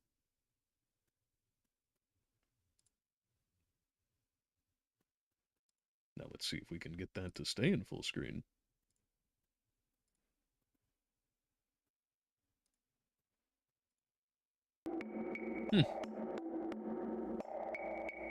That's interesting. And it leaves the toolbar exposed at the bottom. Fair enough. Let us begin then.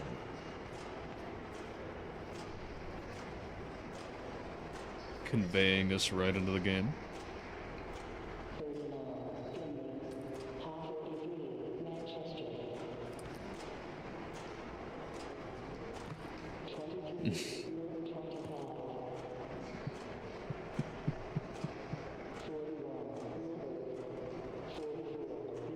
You know, I do imagine that going cross country, this is probably the cheapest way.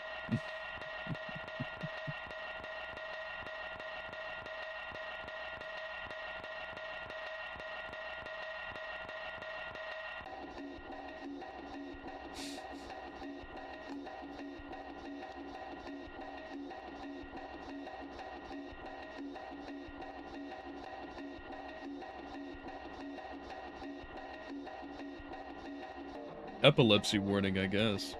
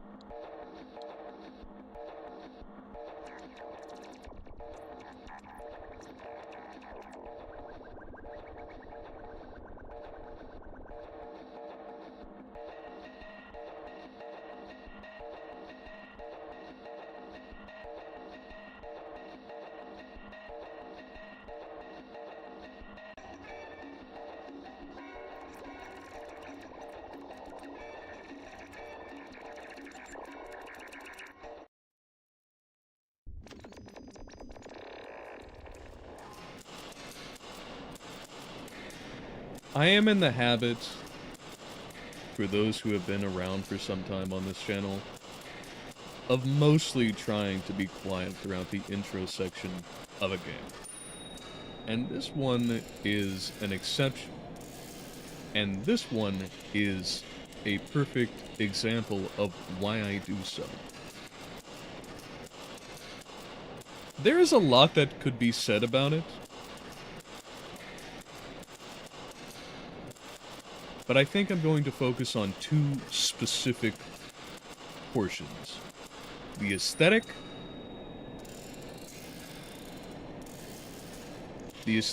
in the video and in the audio. Because that is, I would argue, perhaps the focus of the developers as well.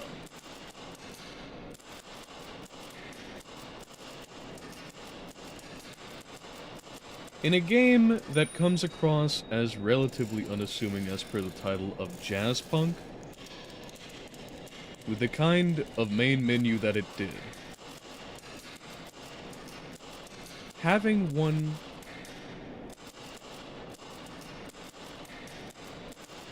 that goes from transition to transition, from point to point, visually,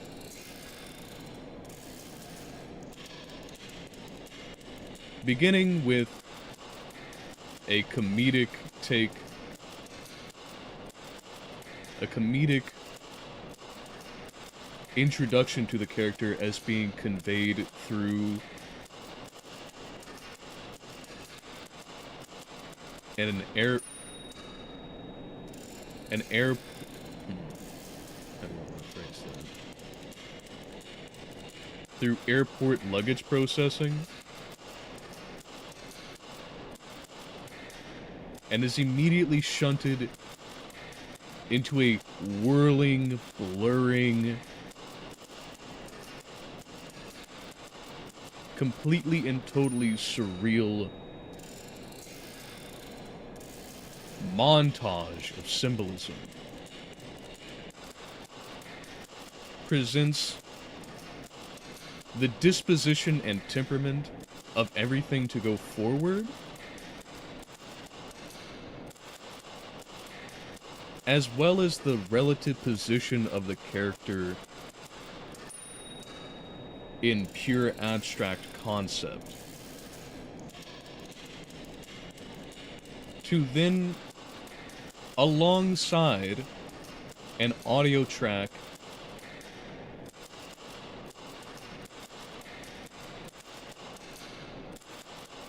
that is rhythmic, mechanic, itself a surreal abstraction from any real instrumentation,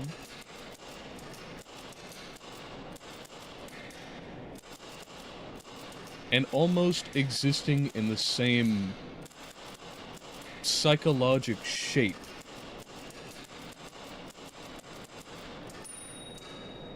as the minimalist, high contrast, cartoony,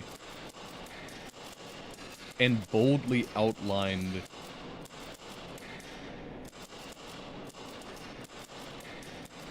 visual direction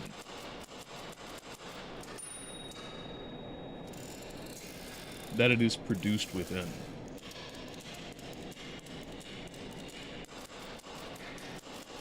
All comes together, all converges upon the single point of an in-your-face exclamation of what they want out of this. And not forgetting subtlety in the same, and not excluding subtlety in the same step, drops us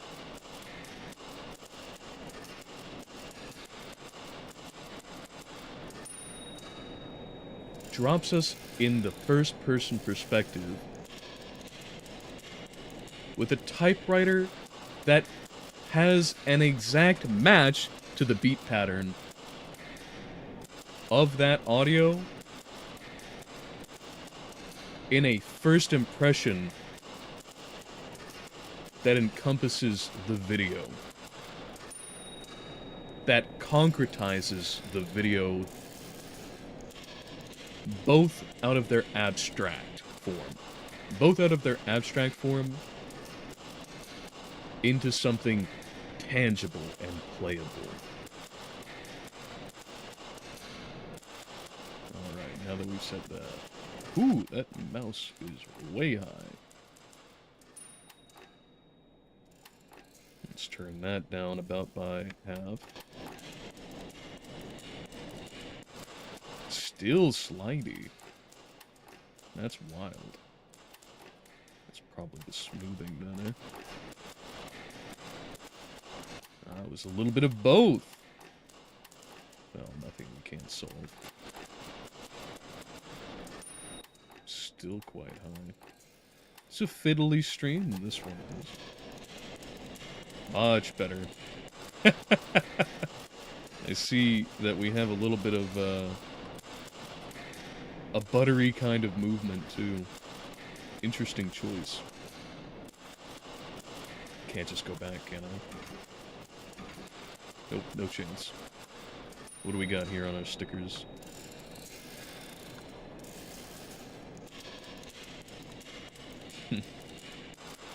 Well, I'm glad to see that this coffin is a well-traveled one.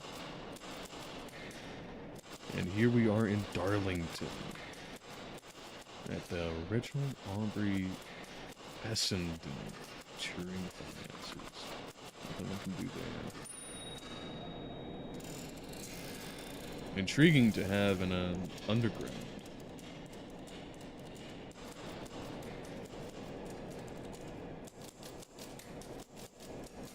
Sit down, honey. The director will be right with you. I did not expect voice acting, to be honest.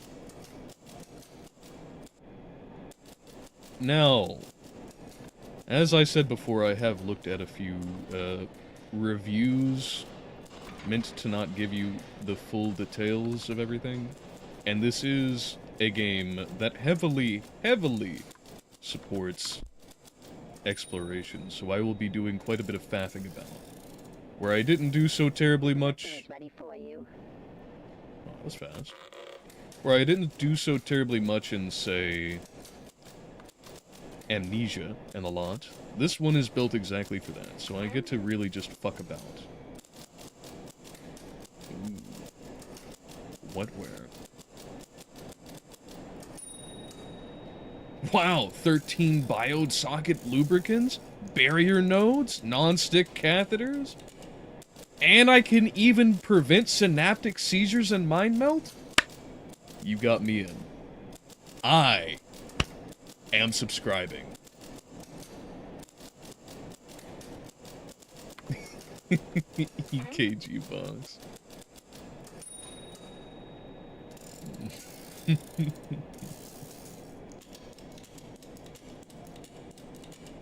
I admit, I wish these kinds of magazines were the more common ones.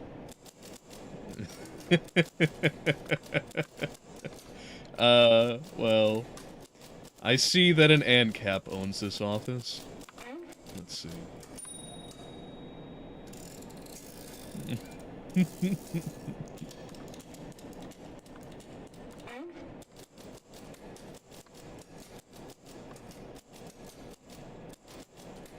I think that we're perfectly fine. They get their schizophrenia from all kinds of sources. Alright, bud.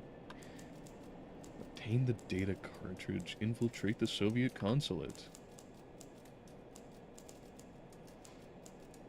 They literally put domes on top of skyscrapers.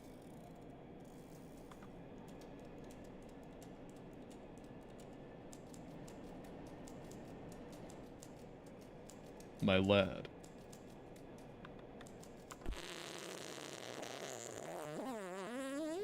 Basically, we need you to infiltrate the Soviet consulate. They've taken some of our important technology, and it's imperative that we get it back in the right hands. As per usual, here's your mission or subscription. Don't take too many. If you need me, I'll be in the wine cellar.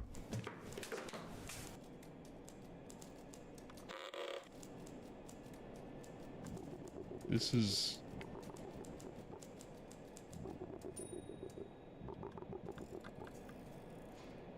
This is the most goober shit I think I've seen in a game. Ever. That's wondrous. Oh no. Fucking vile.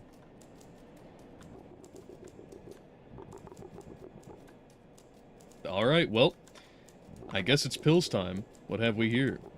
Raytheon Pharmaceuticals Central Depot. I'm glad to see they've taken to not simply missiles of bodily destruction, but also missiles of bodily reorganization.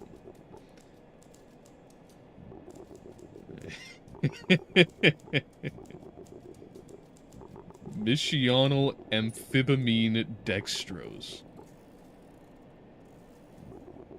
Okay. Well, I can tell that these will absolutely be what I need.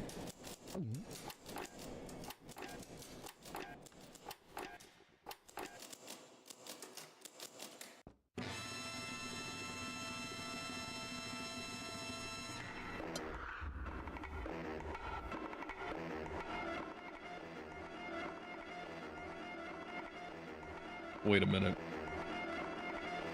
So I took pills to get here.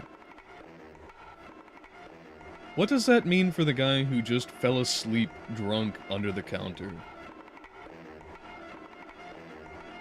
Is the supposition here that any intoxicant in sufficient quantity will send you into like an astral projection mode for espionage agencies? I like where we're going with this. I dig this. Do I have something on my face? Yes.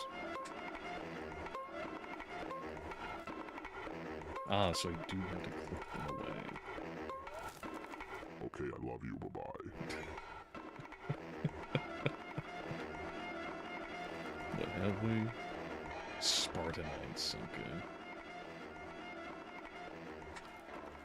I'm not sure about you all, but I think it started all the way back with the earlier GTAs for me, where all of these signs and features, the material culture of game environments became of significant interest to me.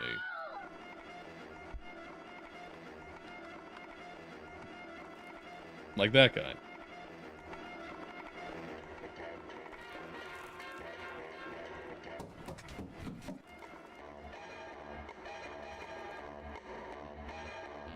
So, in a game that seems as abundantly self-aware as this one, it's going to have me looking at just about everything. Thermo optics.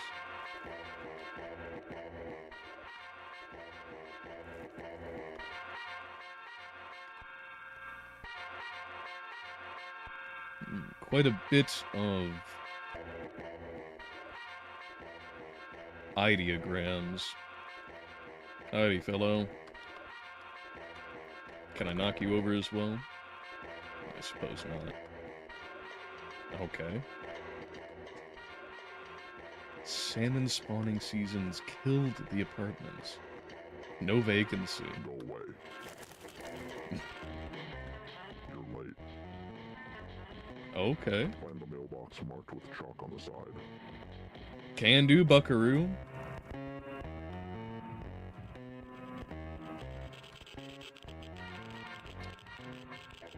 I find it continually interesting here in not even the area beyond the introduction section. That we have multiple pieces of local audio, that we have multiple audio sources to indicate differing textures of presentation.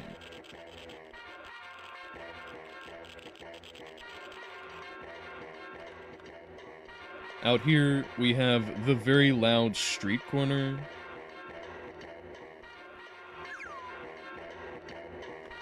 On top of course, all the physic elements that are laid about. And the interactions that can come alongside.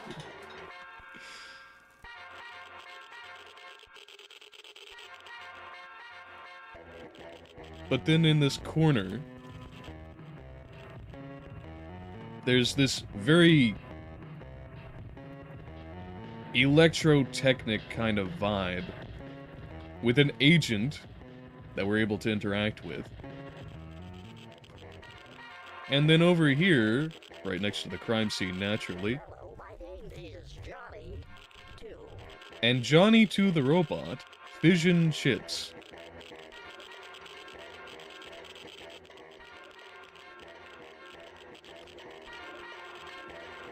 This is quite a dense blend of not just the audio-visual effects for the texture of the environment itself, but also the circumstantial humor that comes alongside it. And away you go. My mother never taught me to speak and spell. Mm-hmm. I got an idea. That's tough, Push buddy. this button.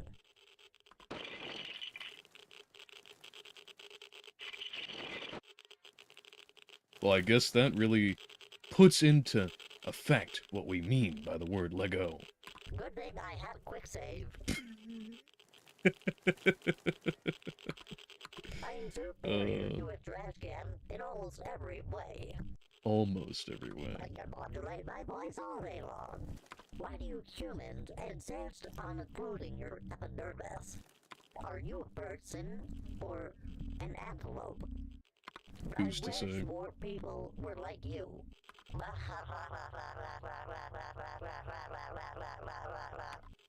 I have no owner. I'm free. I killed my owner in his sleep.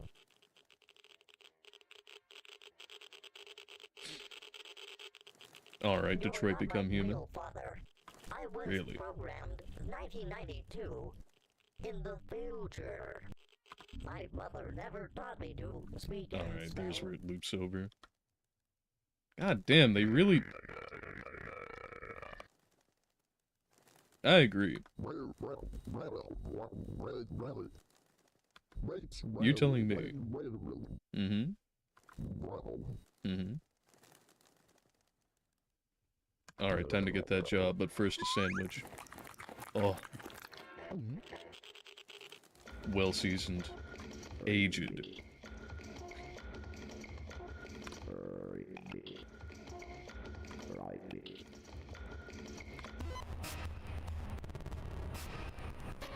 They programmed an entire minigame of Frogger just for a gag.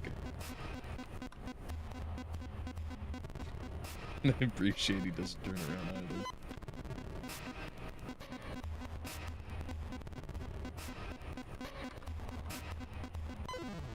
Oh, hitboxes, man. Gets me every time. Yeah, let's go.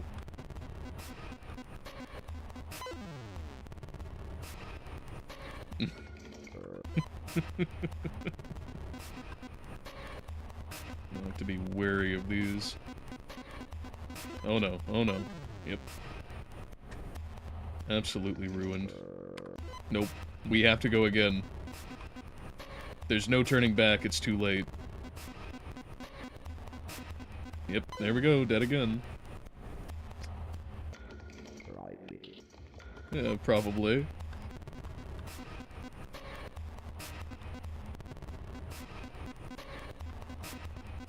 Ooh, instant loss.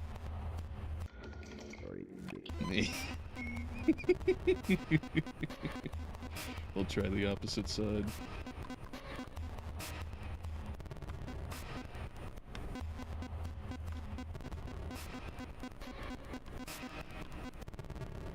Oh, we turned around.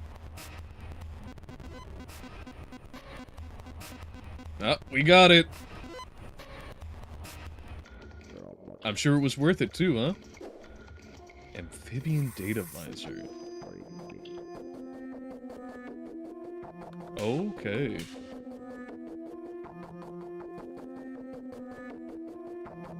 My man ain't got no saliva. That's crazy.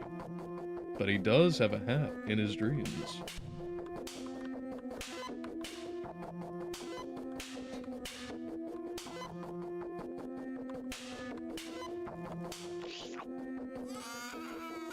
Get bent, buddy.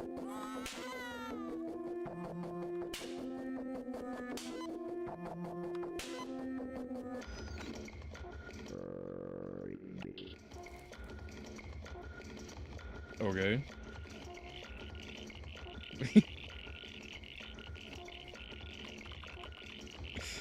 Oh, man.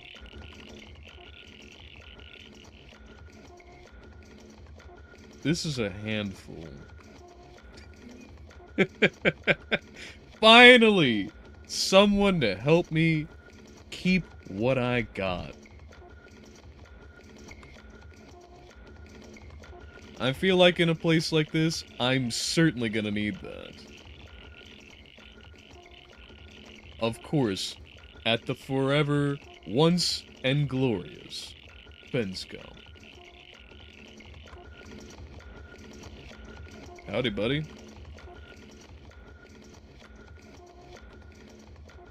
I feel like just about every single thing that I can look at, and I stand validated. There's a man in the park sitting on a bench. Yeah, sure. Package to him. Can do. No problem that it's ticking or anything. I'm sure he'll be more than happy for it. Here you go, lad.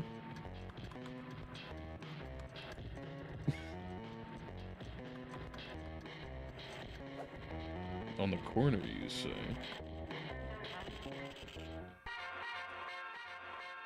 It's not this guy, is it? Okay.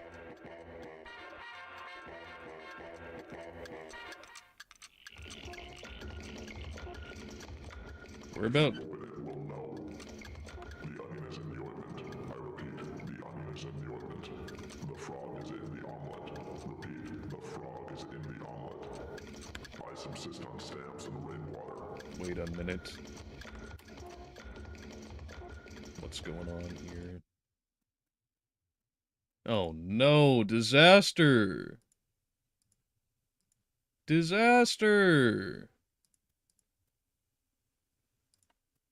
Has it not been recording the video the entire time? Oh, that's miserable. Oh, okay. I'll restart. Oh.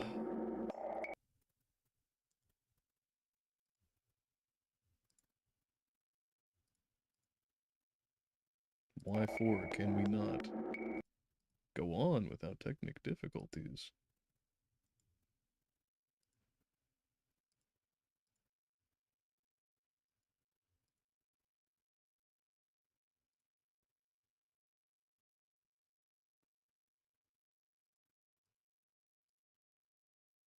Hmm.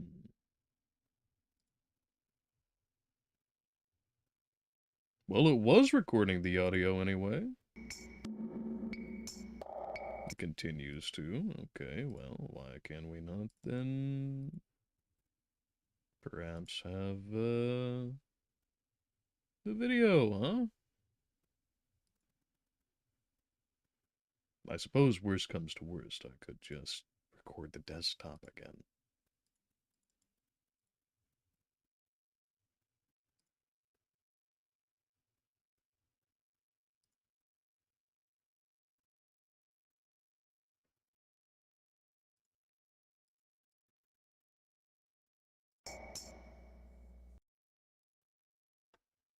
Hmm.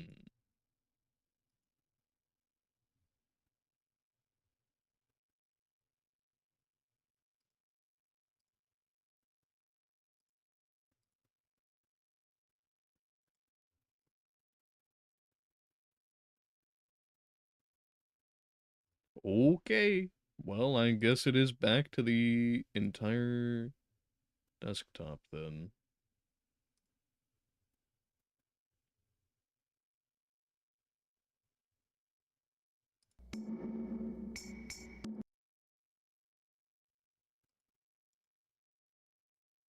Let me swiftly mute my Discord since I do not want any notifications to come through here. Well, we'll be getting an extended stream to make up for the issues here.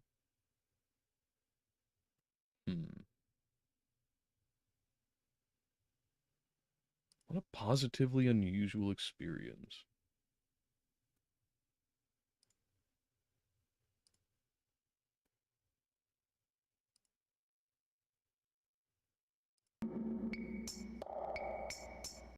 Make sure that our filters are in order.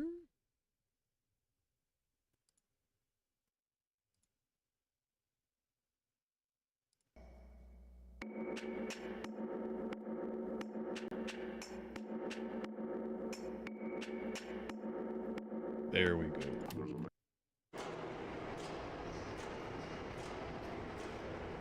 Does the game just resist being recorded? What's going on here?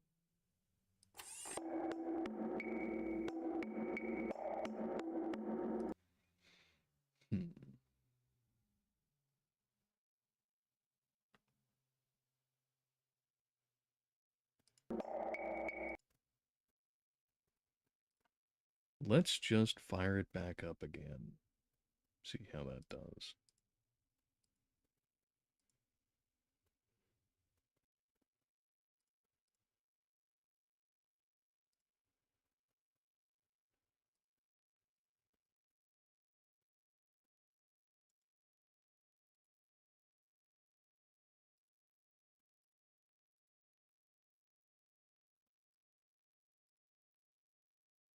No, it's not even capturing the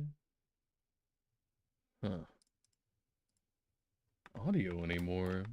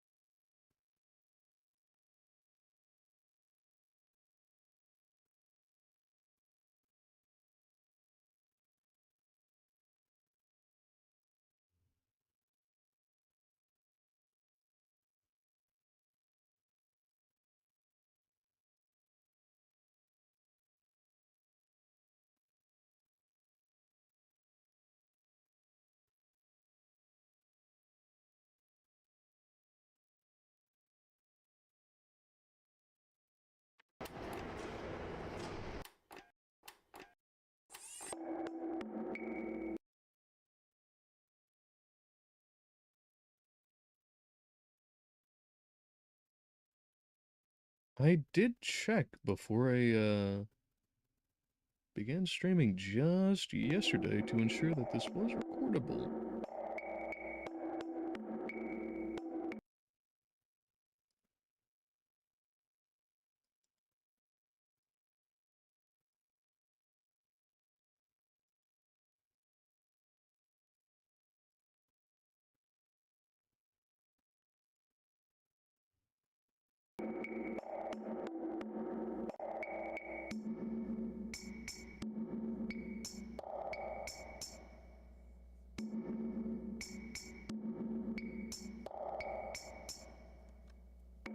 I should, if nothing else, be able to just record the whole desktop as per usual.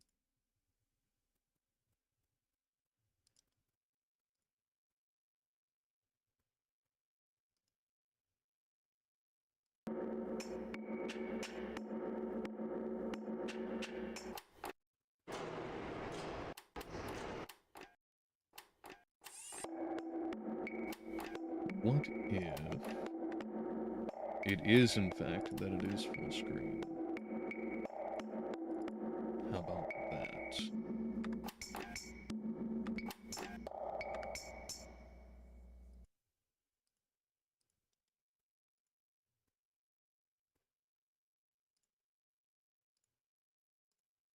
And there we go.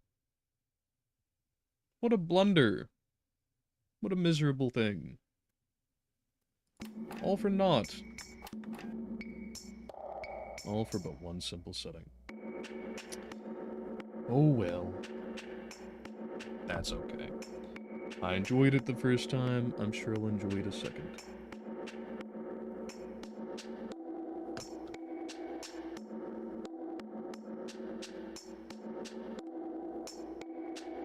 Alright, well, new game.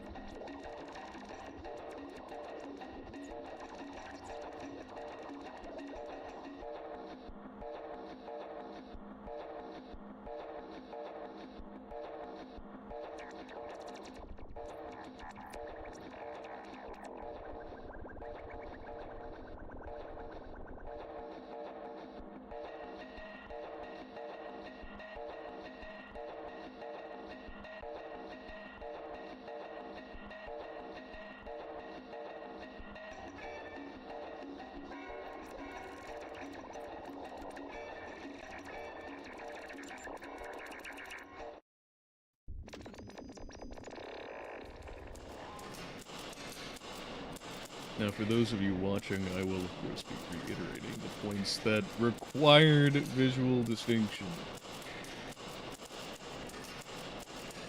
If you are a regular of the channel, you will probably know that it is the standard for me here to let the introductory scene, if there is one, play out.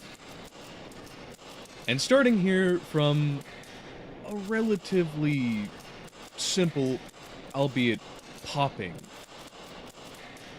visual medium of the main menu to that scene, there is something exceptional in it. While not only is it quite abnormal compared to your usual variety,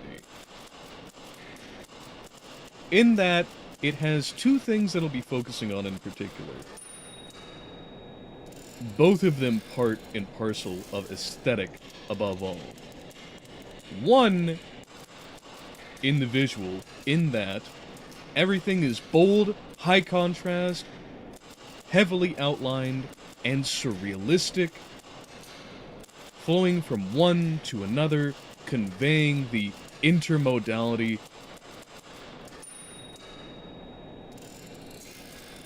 interconnectedness,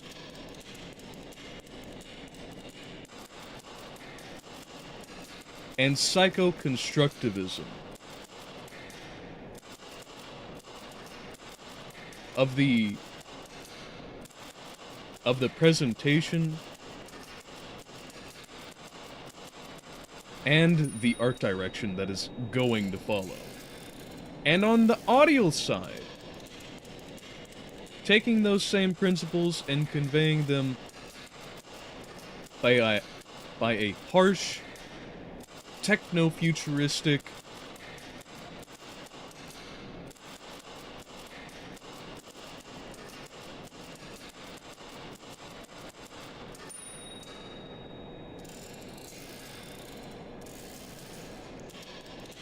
retro psychedelic and yet brutally industrial, brutally electro-industrial fashion converges together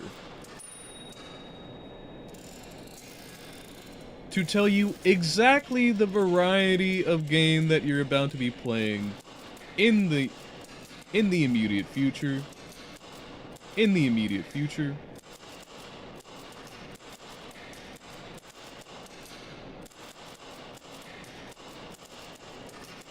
And compresses it to a fine point in dropping you, in standing you up in first person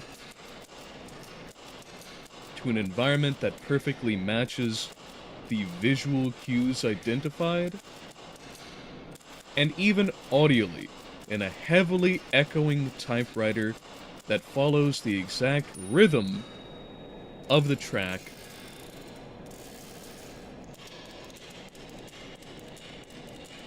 that laid out the red carpet for it. Beautiful.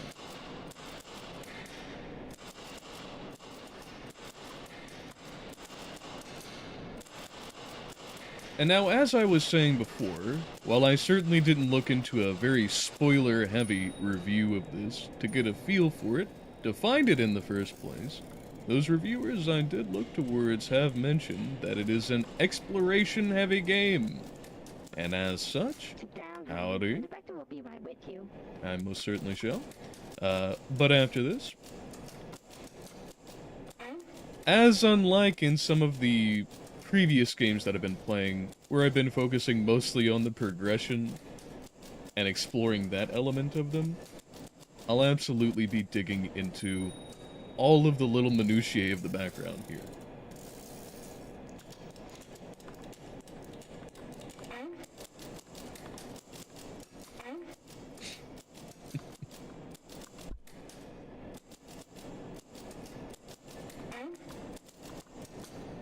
The director is ready for you. Please, have a seat. We must. I shall. Basically, we need you to infiltrate the Soviet consulate. They've taken some of our important technology, and it's imperative that we get it back in the right hands. As per usual, here's your mission or subscription. Don't take too many. If you need me, I'll be in the wine cellar.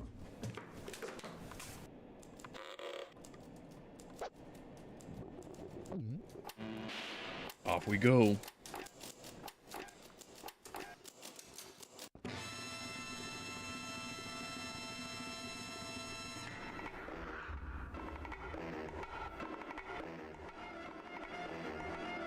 Now,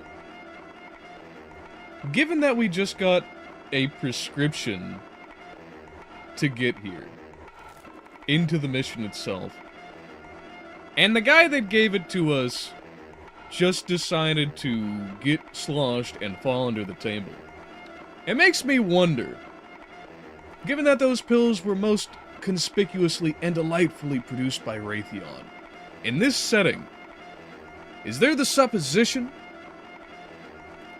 that any significant intoxicant in the right dose will send you into an espionage mission? Because if so, sign me the fuck up.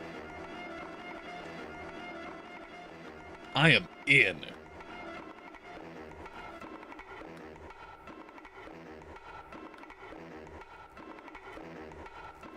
What is the object giving that off? I've got to wonder. Because it is directional. I guess it's the floating text itself, huh?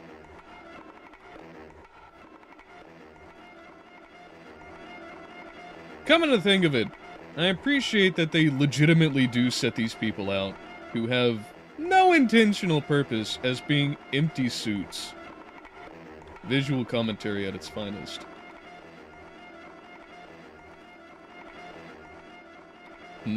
Nobody there? What if I come closer?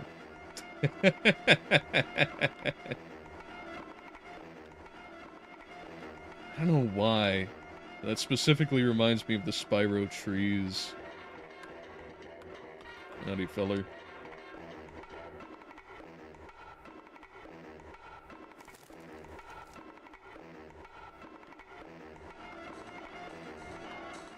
Can I interest you in a stick of gum? Yeah, sure.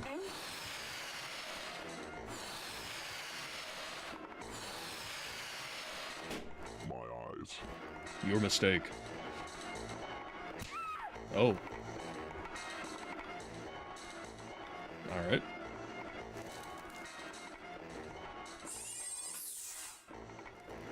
Ah, Nippon Telnet.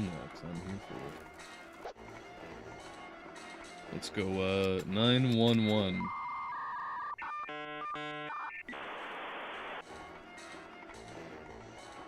Okay. I'm glad to see they actually did program in something for that. Let's do, just the whole numpad,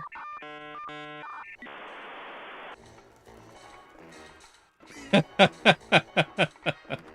Oh,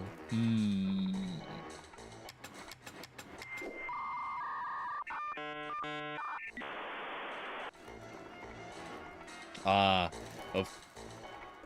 of course. So hard to get a good one these days. But I'm glad at least we are clearly a member of the army. What do we here? Oh. Vision-powered quantum biomechanics. Okay. Augmented puppy orphanage. Okay. Alright.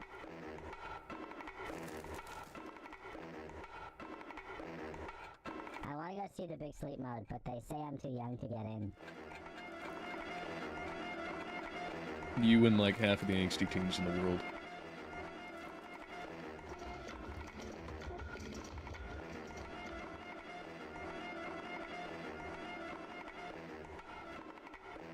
No, I don't suspect that there will be much to gain from doing the mini games, but if there is, I certainly don't want to miss out.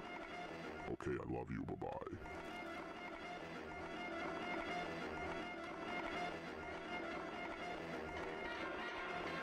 Fucking pull cord? Believe in yourself. Well, what if I don't want to? Best friends forever. Are you sure about that? I know where you sleep at night. Yeah, that'll probably settle it. Learning is fun. Yeah, especially whenever it's about the one who knows where I sleep. love to learn. Alright, okay. I love you. Not like that. Oh, shit. Well, being that you know where I sleep, Puppy dogs and sugar cane. the things that make the economy go round. Yourself. You know, with that set of messages, I think I will.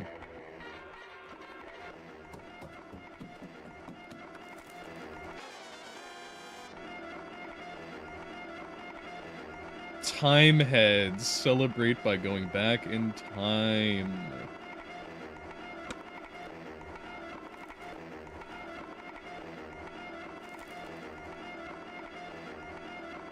Who will be the doctor for this? Wilhelm scream.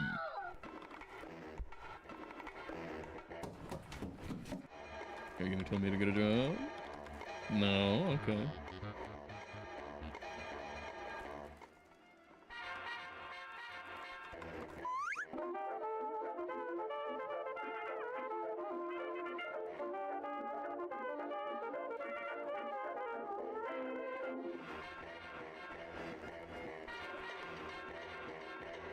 Right.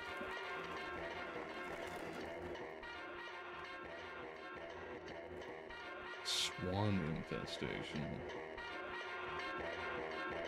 At the thermo optics? Must be a black swan infestation then.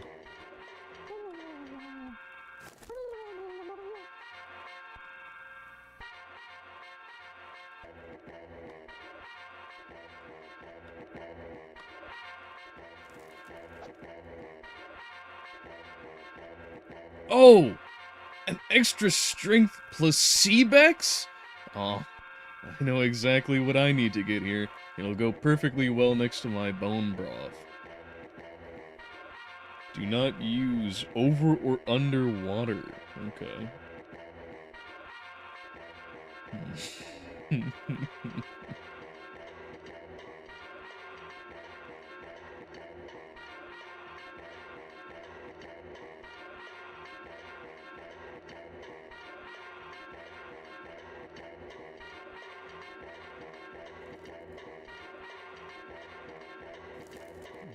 Delicious.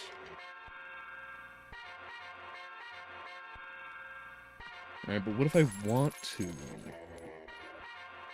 Yeah, it's too late for me. I'm already gone. This is the big sleep mode. I'm there.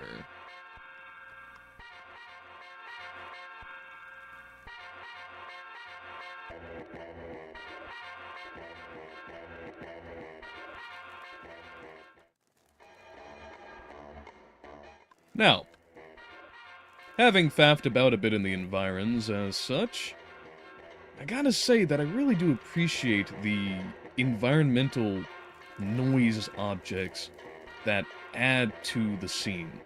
You don't see this in very many games, admittedly, but where I can go across the bridge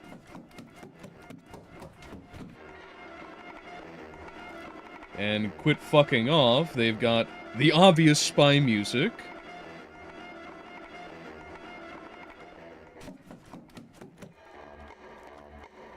I can then come over here and be availed by street jazz to give more of an out-in-the-open urban vibe.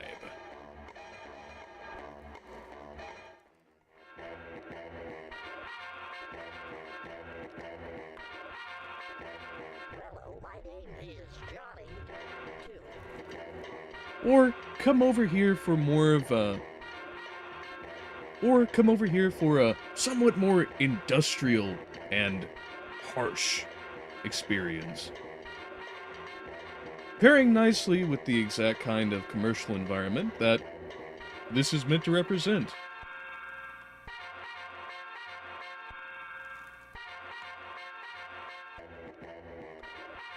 Go away. Or I can, of course, finish the entire experience with a nice little plate of fish and chips.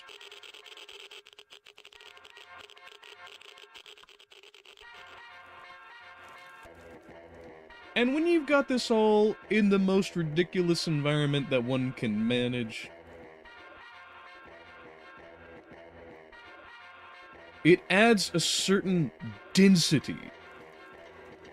It adds a certain density to the entire deployment of the art direction and the ideas that underline it that I think could really be taken to heart by just about everybody outside of your usual environmental drones. Even if not to this extremity of contrast.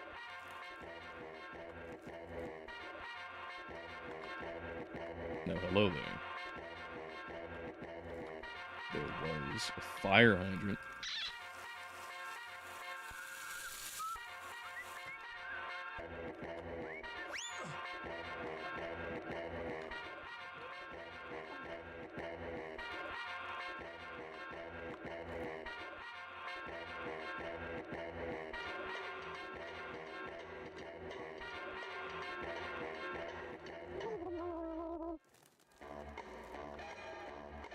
What did that say?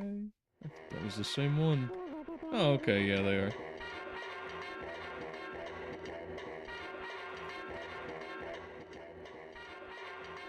Alright, now give me the mission, please. Find the mailbox marked with chalk on the side.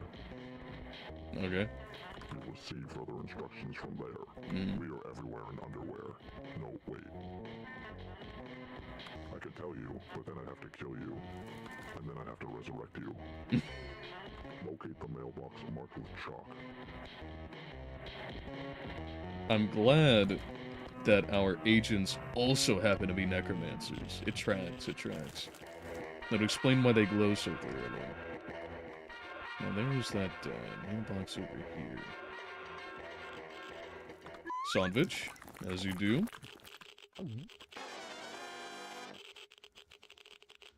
Oh no.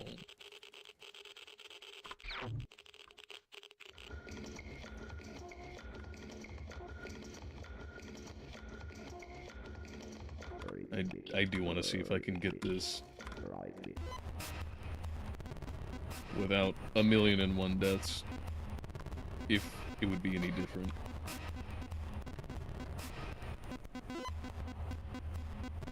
Straight across, buckaroo. Alright.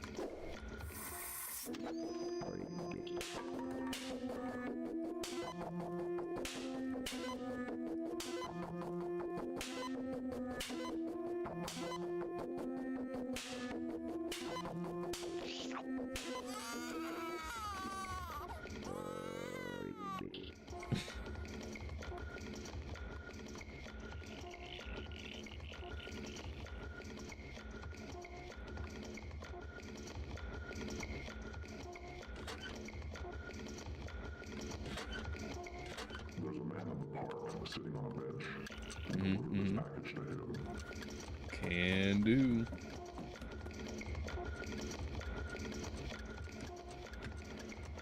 Parkour. Alright. Let's go find that bench made motherfucker.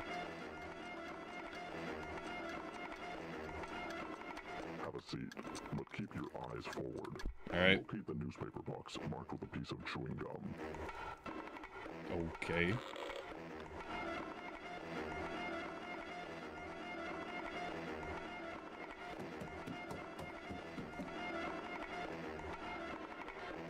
Can I take real damage? Like, is it possible to properly get ran over? I guess I won't be able to find out with the invisible walls. I'll calibrate your sensor for $1. Am I turning you on? I'll reboot when I want. You know, I tried online dating, but I couldn't find an impedance match. Oh, you. Only if you use encryption, sweetie. Yeah, I got that steganography to keep me I safe. swear, my anode's rated for 10,000 volts. You don't know me. What's my name again? Okay, but only if you use polarity protection. Will you transform on 100 yen?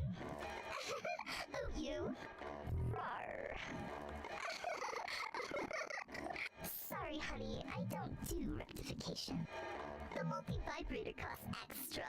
Yo. I'll calibrate your sensor for $1. Alright. You're almost there, Agent. Go to the Raytheon Motel. Knock on the door using the secret knock. Knock correctly, and you'll be let inside.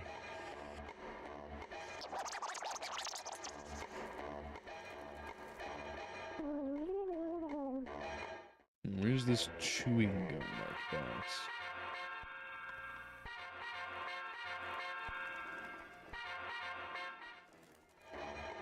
This was it, wasn't it? Yeah.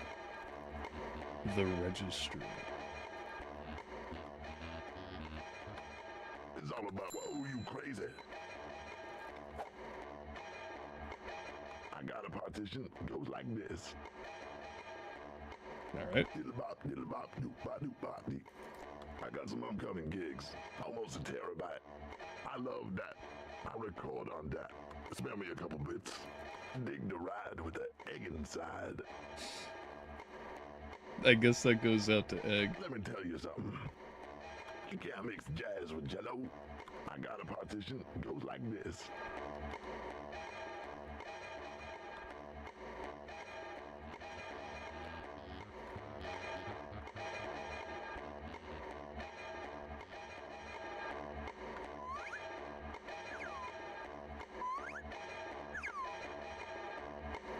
Right where the game belongs. The devs knew. Am I turning you on?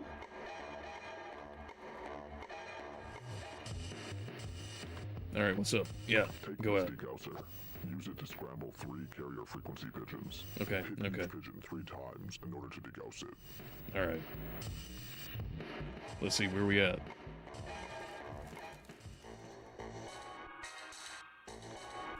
I know there's a pigeon over there at least.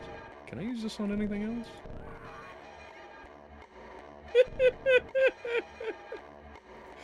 Oh, that's so goofy.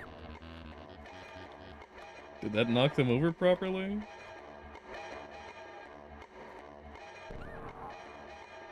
Yeah, I guess so. Whoa, you crazy. Whoa, you crazy.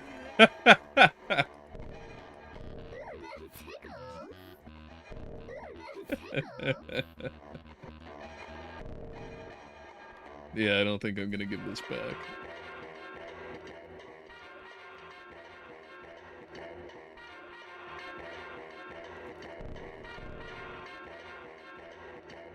Nice try. Yeah, I think it was. Nice try.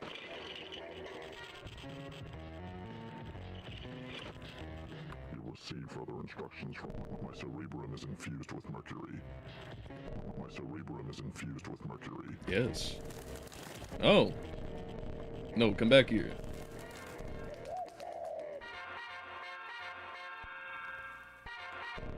My man dropped an entire package. What do we have here? Alright. Eau de pigeon. What does that do?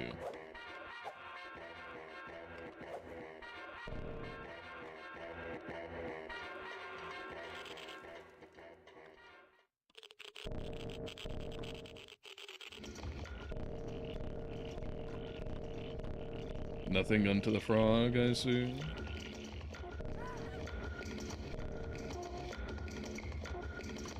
The show is starting shortly. This is gonna be very bad for business. Go on in. Please don't forget to buy our overpriced concessions. I'll consider it. Those are my favorite part. Don't forget to turn off your smell phone. Go on in whenever you feel like it, whatever. Please don't forget to buy our, oh my goodness. Yes, it is your goodness. I guess I'll check on that after I find the rest of these. No. No! I need your signals, milkman. Come back.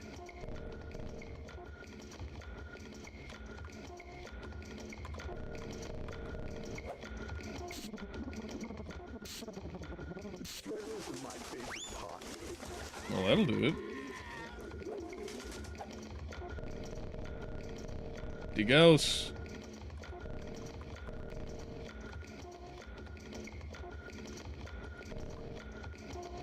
Well, there's that one.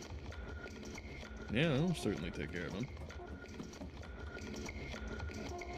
Ah, there you are. Nah. There we go. More eau de pigeon. Okay. You know what, buddy? I might have a solution for you. It's playing at the parallax.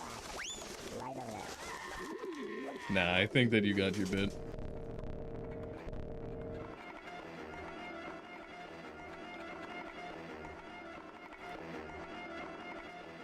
Ah, there's the final one.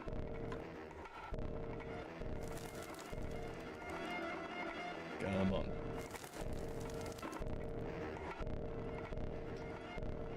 You know, I heard that this was really only going to last for something like, In a Faraday cage for just such an occasion.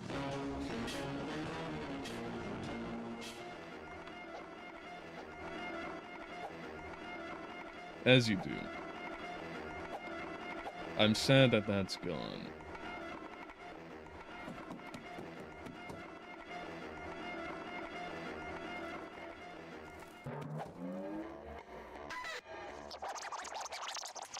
Almost there, Agent.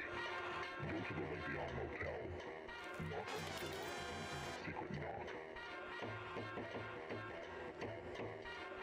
Knock left It do be like that. side. It really do.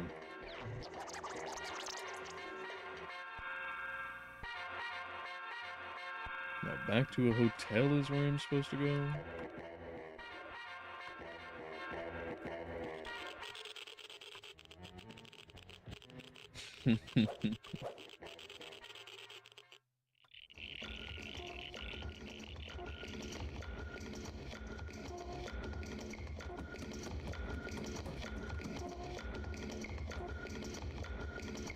Johnny Pneumonia.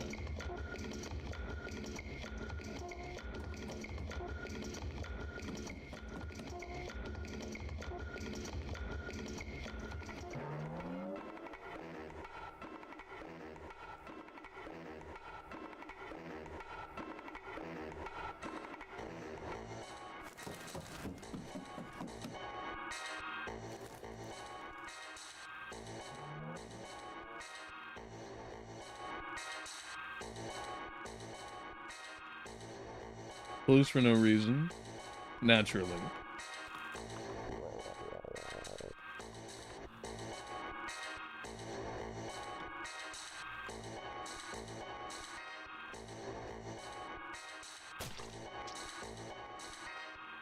Yikes.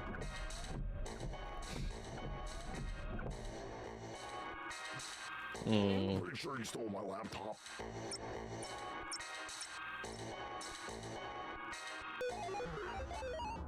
Oh shit.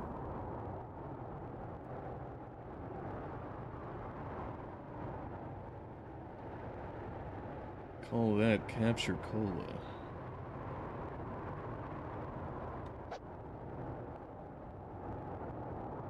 Well, at least I'm prepared to paddle.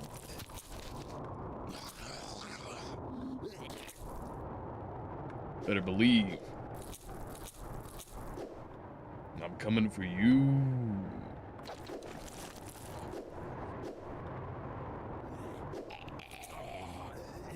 It's the crust that you must not refuse. The big slice is coming for you. We're all going to the big pizza cabin in the sky.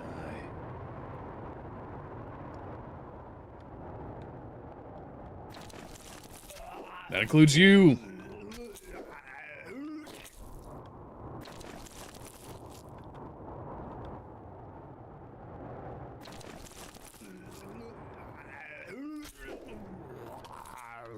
Don't give me that. These silent horchata vibes mean nothing to me.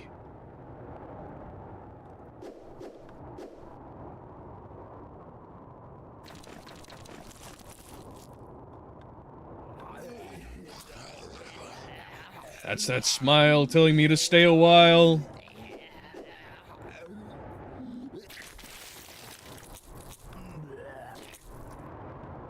But it is the supreme by which I ream.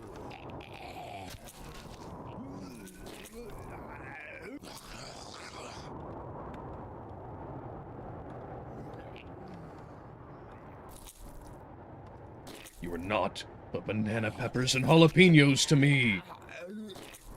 Spicy, but still mere substance. Alright, what have we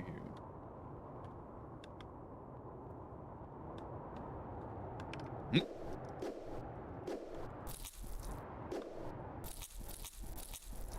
Alright.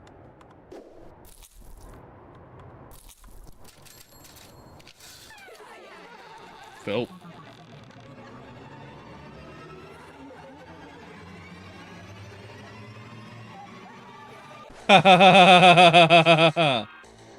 Now there was a good pie. My jetpack's piece of crap. You gotta get your own peanut butter. The government. You gotta look behind you. Hey, you can't talk like that to the president. Yep. I used to be an astronaut. Finally got promoted. Yo, this one stayed way. Steve Jobs away. Don't click on me anymore. No, stop clicking. My jetpack's piece of crap. Fucking A. Well, I don't see any vans, but that doesn't mean that they weren't there. I think he would tell me so himself.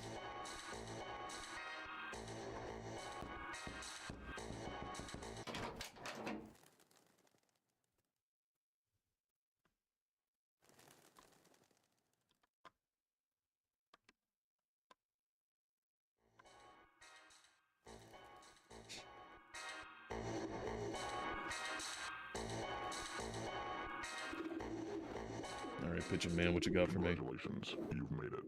Mm-hmm, okay. This carrier frequency pigeon possesses top secret information. We need you to smuggle it into the next level by any means necessary. Don't let us down. Alright. We'll be keeping an eye on it.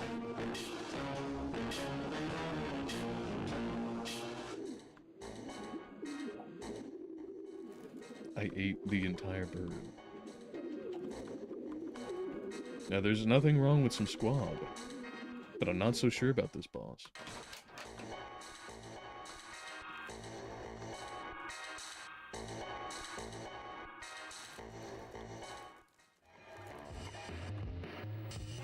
Thanks for collecting the pigeons. Mm-hmm. This is my Mima's secret pigeon pot pie recipe.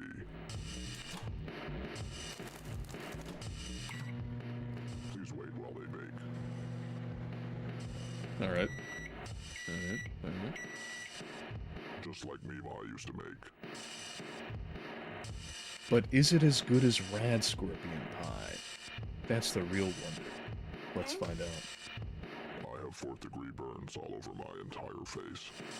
That doesn't tell me whether it's better or not! Keep going! It burns. I have 4th degree burns all over my entire face. It burns.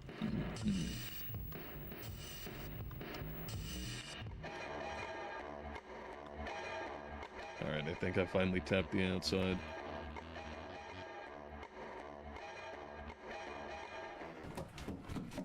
Well, that was a good time.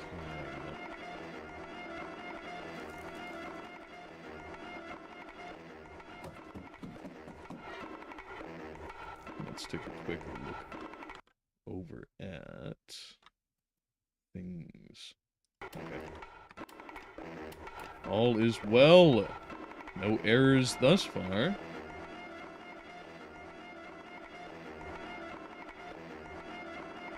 The Viper is here to wipe and wash our windows.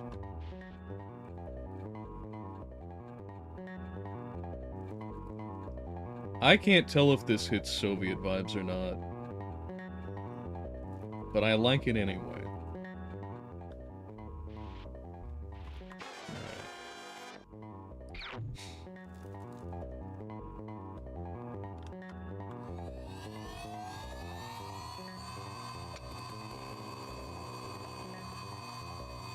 Alright. Heard, felt, read. Alright, what's up? I thought it slowed me down for a second. I'm afraid you don't have appointment. You sure about Sorry, that? I cannot allow you access. But what if I go in through the vents? I'm afraid you don't have appointment. Okay. I don't think that'll stop me though.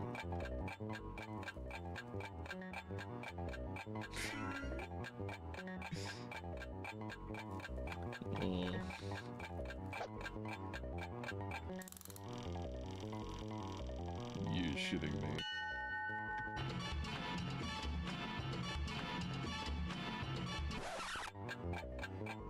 What's up? I'd hope so, you know. It is lunchtime after all. And I am a snack.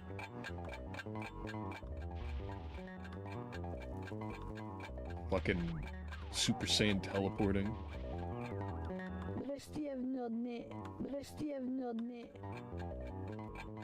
Yoink!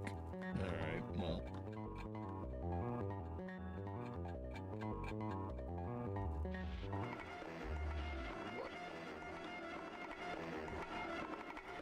Well, I guess if nobody's around here to take a look at it, I'll just, you know, catch a lift.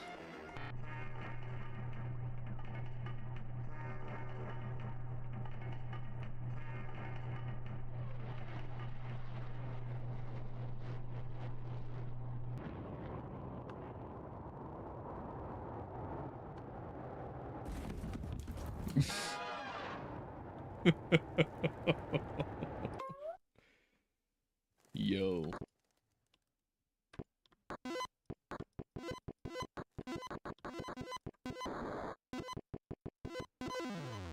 Oof.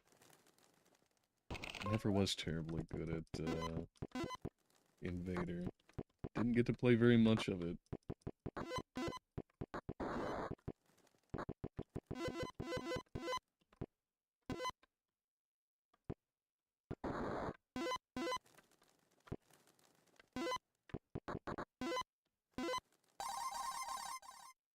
Stage complete.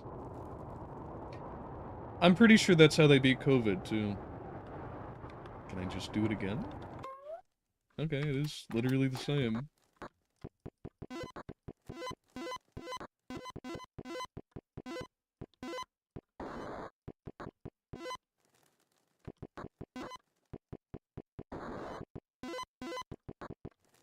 This is quite a humorous reference in the fact that the Soviets were one of the only folks who were dealing with bacteriophages and phage therapy.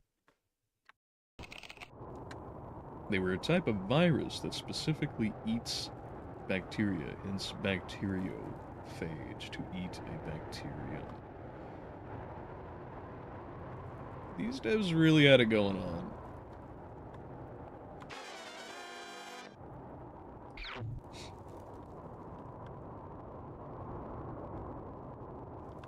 What's that say?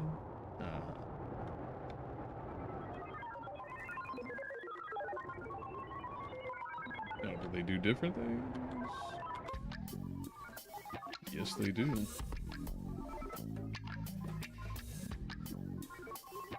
Let's see a new eukaryote. Alright.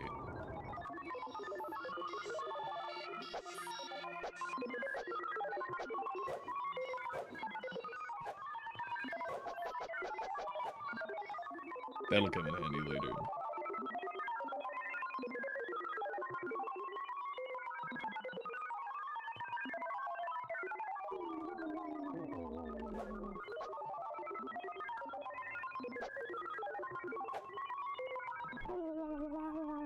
Fucking security cameras on break.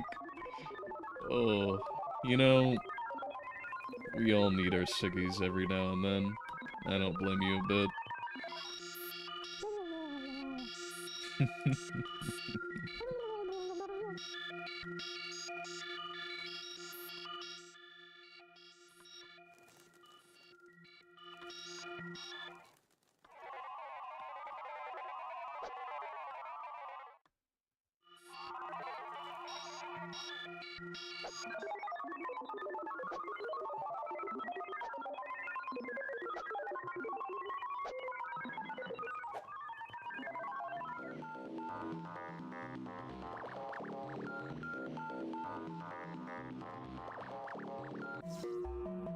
Oh, shit. I've entered the Matrix! And there's not even government agents or women here! Ah!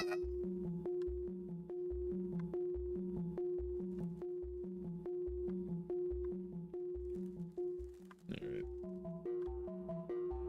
Brain flakes? Comrade Crunch. Oh. Stays communist even in milk of capitalist pigs. Fermentation date. Yo.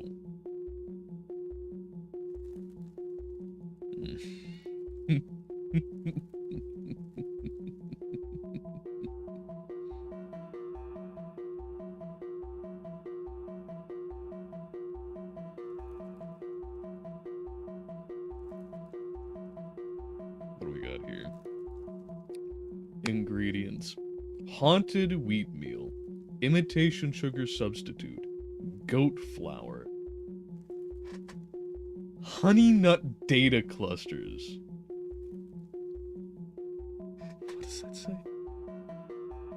Kookaburra oil, dog foodium, munching squares,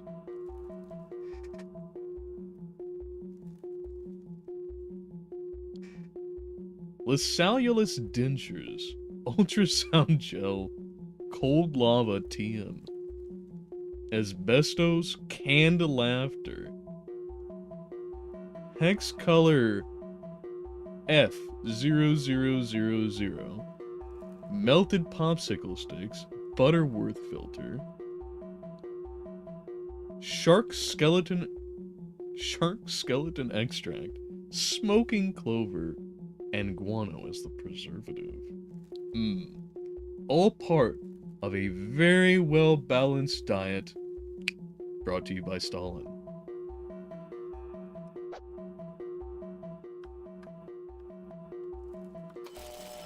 We're sorry. A dial tone of 2600 Hz is required to activate this trunk line. Please try again later.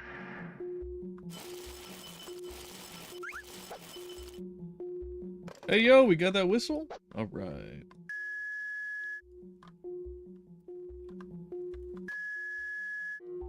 Thank you for infiltrating the Iron Curtain secure net.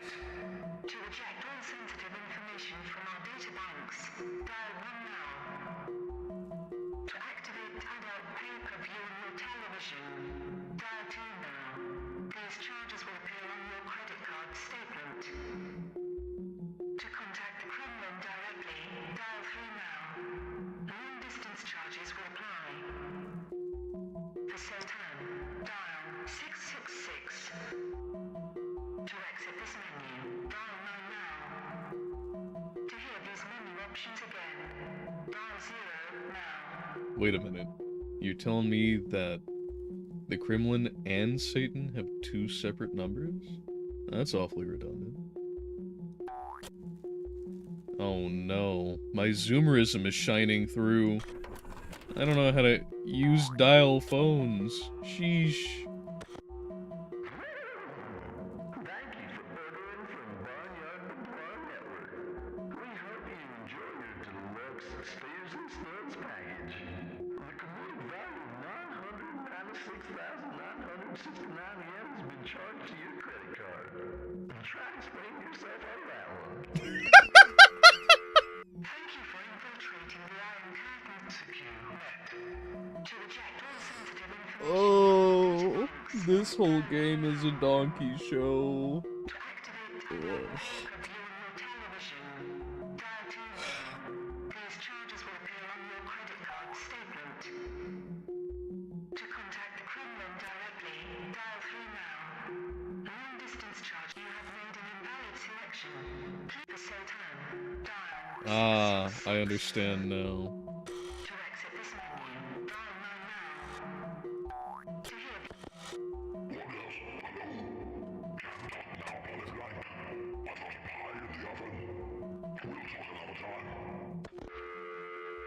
Thank you for infiltrating the Iron Curtain secure net. To eject all sensitive information from our data banks, dial 1 now. To activate, thank you for infiltrating the Iron Curtain secure net.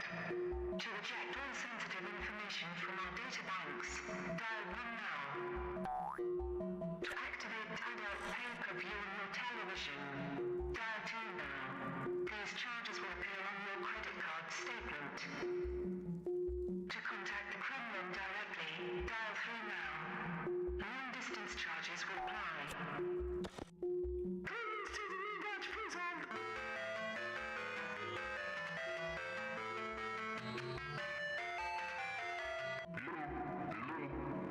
Why is nobody on this line? Dostoyevsky gave немецкий. Thank you for infiltrating the Iron Curtain secure net. To eject all sensitive information from our data banks, dial 1 now. To activate...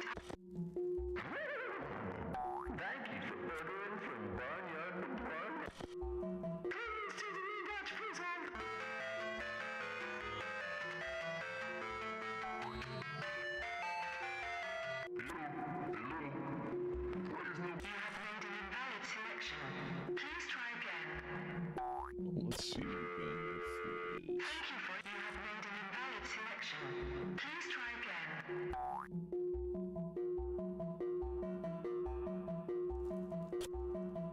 Thank you for infiltrating the Iron Curtain net. To reject all sensitive information from our data banks, dial 1 now. Thank you for infiltrating the Iron Curtain net. To reject all sensitive information from our data banks, dial 1 now. To activate adult pay-per-view and thank you for infiltrating the Iron Curtain net. To reject all sensitive information from our data banks, dial 1 now. Well, let us... Thank you for infiltrating the Iron How the hell? To reject all sensitive information from our data banks. Well, I would like to reject that. But how precisely? Thank you for infiltrating the Iron Curtain net. Thank you for infiltrating the Iron Curtain net.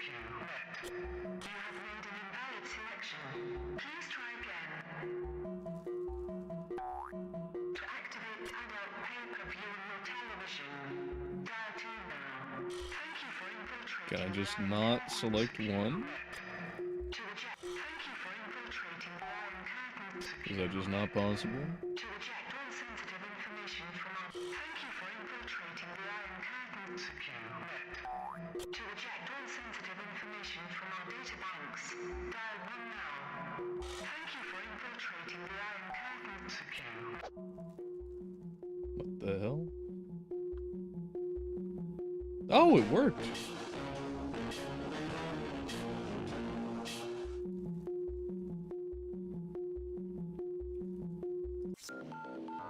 Okay. Well, I guess that settles that. There's no point in going back, is there?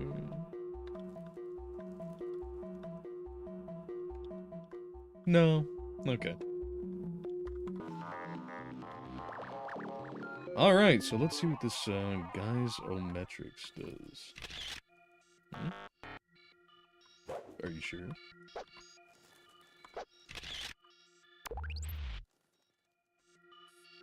But what if I use this one?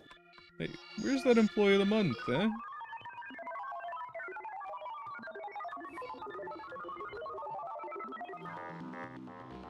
Alright.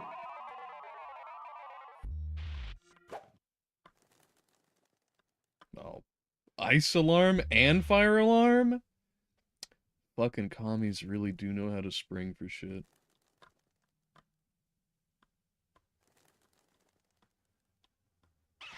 Oh.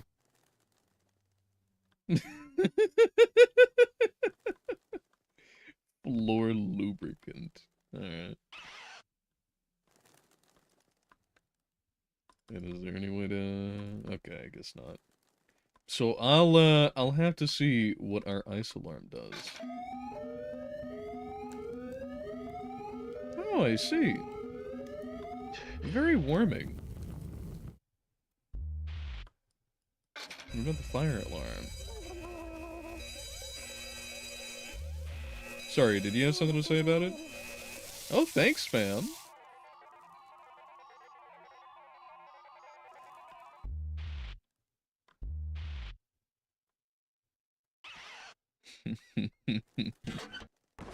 Into the chute we go! Oh? Of course.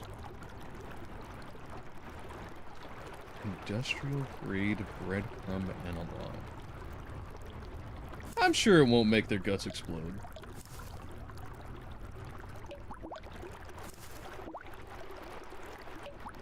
This is strangely peaceful. Welcome back. Never mind. The benefactors wish to extend their gratitude. I hope you're ready for another job. Mm-hmm. As a biotech engineer working for Ratio Corp, Instar Connections seem to have afforded him a particularly valuable artificial kidney. Estimated value on the red market's over 25 billion yen. We need you to extract this from him at any cost. Improvise. Okay. I know you'll do well by me. Now, if you don't mind, I've got a landline to install.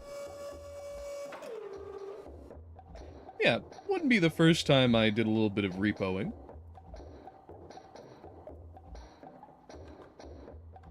Well, I'll take that. Hold on to that for later.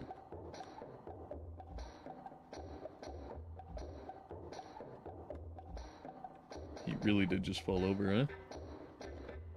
He even left his shoes. Oh, and I guess there's no way out. Well, nothing to do but take her pillow and hop into the shoes.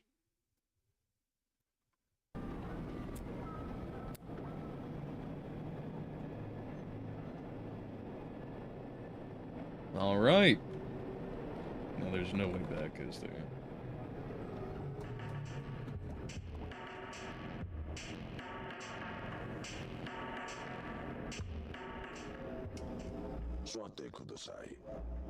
Oh, sure.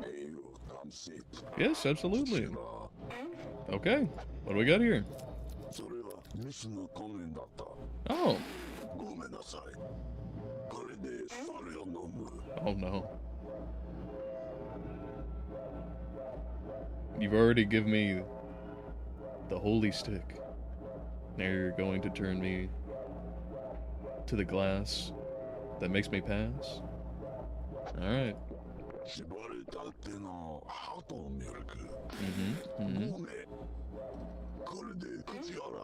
Alright. Now this has to be the libation, for which there is no representation.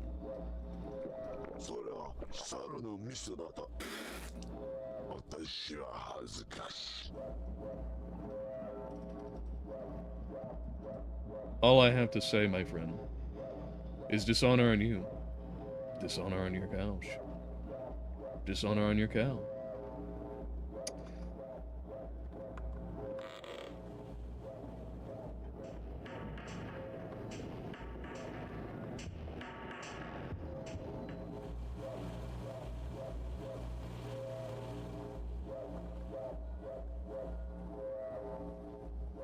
Howdy. Impolite to ask a lady her front weight. How big is your creation mesh? No instant messaging. Kawaii. Do you like me in kimono or kistario? Does this kimono make me look fat 32? My video phone number has too many digits. It's impolite to ask a lady her front weight. Crazy.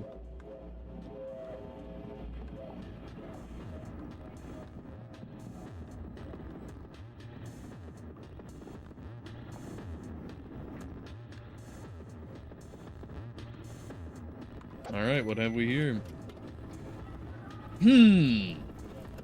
Hard decision. After being given every kind of animal product from our delightful street purveyor of food and drink, we have an option of fruit, drink, missing item, virus, or meds. I'm hoping I can get both the missing item and meds. You know, I think I'll go with the first. Excellent. Excellent. Alright, now can we get the meds? What have we here? Oh, more Placebex. Can take a whole bottle of that. Space madness, melting skeleton syndrome, hepatitis C++. Worthy trade-offs, I think. Finally, let's do virus. That's healthy, right?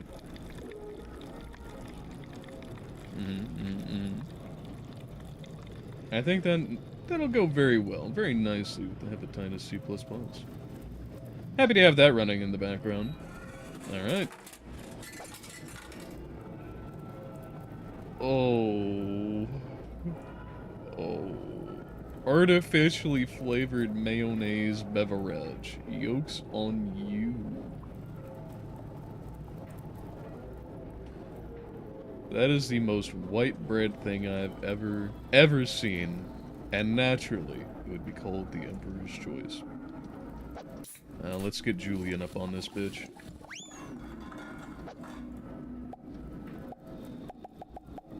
No fruit?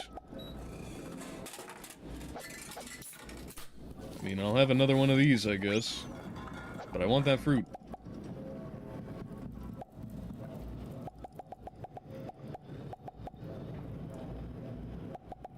Alright, well. Barring that, more placebos. I'll happily have some more of those. Yeah, sure, fam. Don't tell me how to live life. No. Mm-hmm. Yes. Yes. Yes. All of them.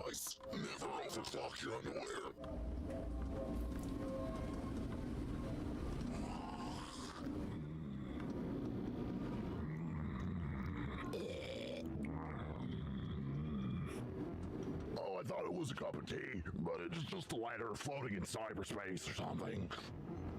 C'est not un... Ce n'est pas un tea. Oh, I thought it was orange pico. It tastes like chalk. Sometimes I throw up things that I don't remember eating. Where's my medication? I wasn't doing nothing. I love socks. I could eat a sock right now. Oh, I thought it was a cup of tea, but it's just a lighter floating in cyberspace or something. What have we here? Yo. Used sandwich. How used are we talking? Live centipede or dill cigarettes? We'll start with coffee too. 200% more fluorocarbons? Oh, exactly what I needed. I'll never need to see a dentist again.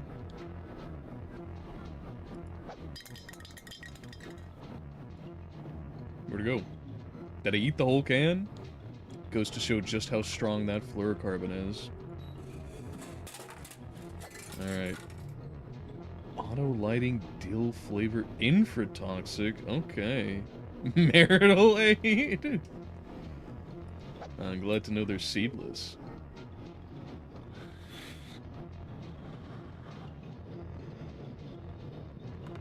Good for the lungs, good for the teeth, now good for the belly.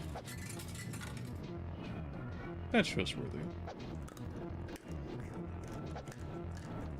I hope I get to eat these as well. Fluffy, cotton, crunchy, delicious. Yep. I fucking knew it.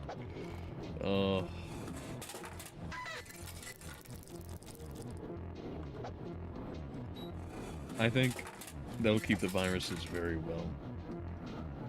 Okay. Yeah, it might make the tongue tingle a little bit, but nutritious nonetheless.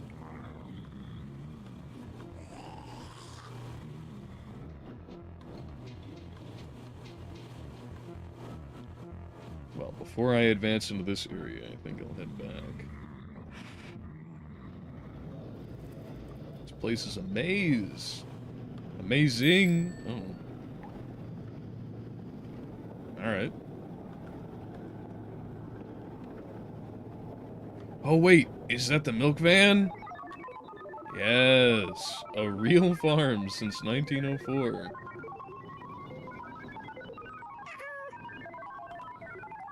Okay.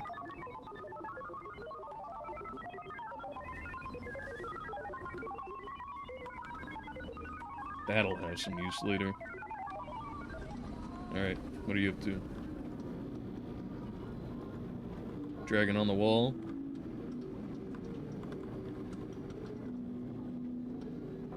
Very schematic of you.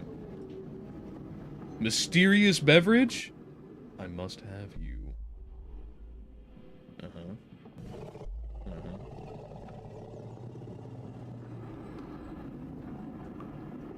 That'll make me dinosaur.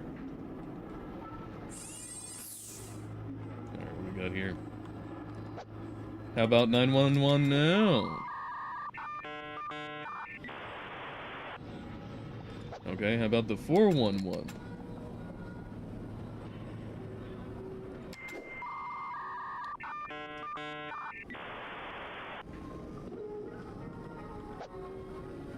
Let's do, how about, 1 plus 2? 20, in fact.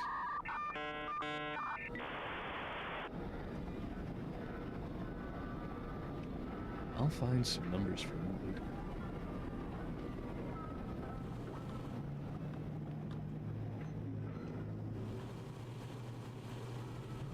Yamete, Alright, what's up? what is your business here? Everything and I'm nothing. taking you in. Nah. Stop resisting. Are you questioning my authority? You can't handle me! I'm armed! And dangerous! Do not resist arrest. Tomare, Cyborg? stop resisting I'll give you that cyborg gnaw! my authority. Yamete, do not resist arrest. Tomare, quit. Try me again, bitch. Out of order. Please call maintenance.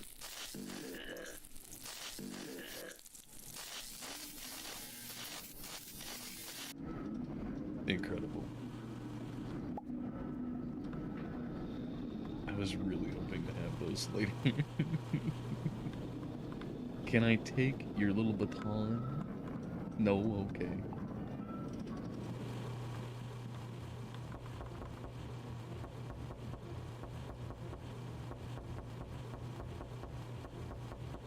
Alright, I guess not. If I had known this whole time I could knock on any door... Wait a minute. Alright, I got a ticket number. Writing utensils. I haven't any. I don't believe immediately. Ah! Yes, I do. Let's see here. If I can actually acquire it. Alright. Finally, something to punch in. So we got here, 7, 4, 2, 6, 7, 8, 9, 5, 6, 6, 6. Always a good number to have. Alright! Now let's see who we can order up. Before I do that, though, can't knock on that door, I suppose. Get the fuck out of the way. Alright. So that was, got a 7, 4, 2, 6. Oh.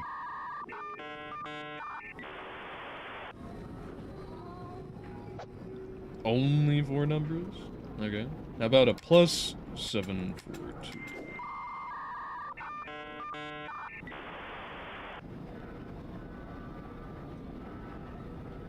Okay. How about I dial the last 4 digits of 5666? How about that? What if I just directly dial 666? What if I do plus 666?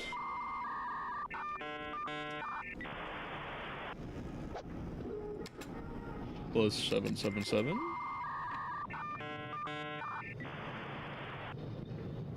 Alright. Well, it was worth a try while we had the chance.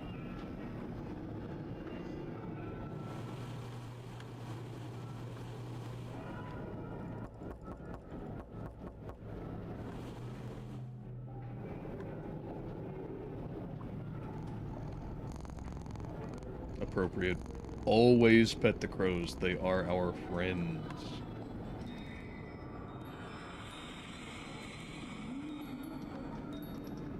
So you're telling me the spoon was always there?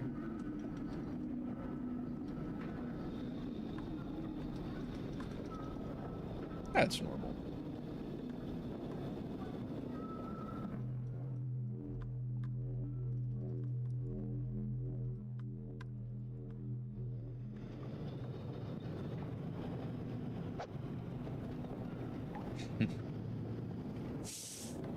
Oh, okay. Limited limited time offer, free katana blade mail-in rebate. Tear here, Black Hat super special anniversary issue offer. Black Hat reply mail, redeem this card for your free katana blade. Limit of 1 per customer. Surgeon's general warning.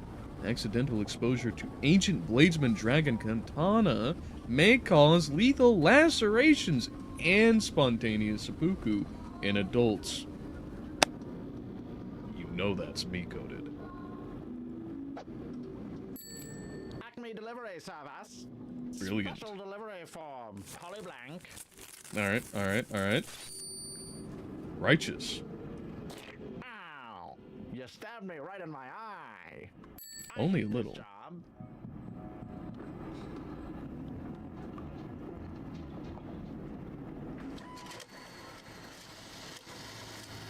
Someone, whoever, whatever team put this all together was on so much acid and meth.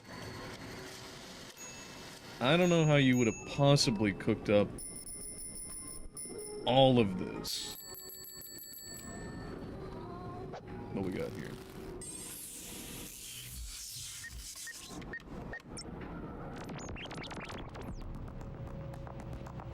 All right.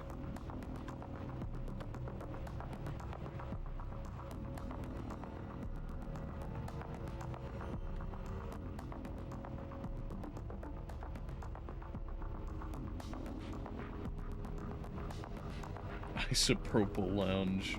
Okay.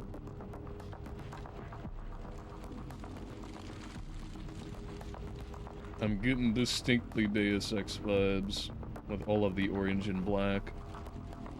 There's not enough piss filter though. I will say this. And this is my elite crew of fat motherfuckers. Alright. I hate corporations. Okay. I got an idea. Let's go rob that bank. Okay. First up, we're gonna need some sneezeware to crack their security system. We need Sneezeware. some sparks to build a sneezeware device.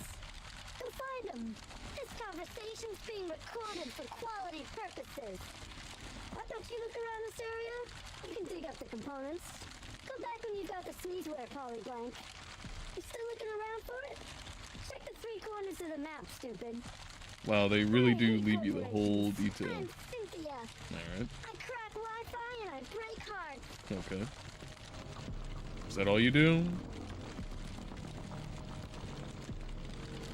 I'm Dot Metric. I'll print your death certificate. Alright. Oh, that's actually quite well done reflection. Oh, man! I didn't even notice the skybox. You know, even in a game like this, even in one as silly and goofy and relatively low fidelity visuals as we have here, still, you can have some mighty impressive imagery just by taking advantage of the layering of your distances and the inclusion of little details, like reflections, even if they're completely simulated. This scene alone, had you no idea what the rest of the game was about and like, could very easily be taken as quite a significant piece of style. Fashion. Aesthetic coherence in a more dark sci-fi kind of experience. That it was replicated in literally the exact opposite contexts of being a completely Coco Bananas experience. Kind of player experience.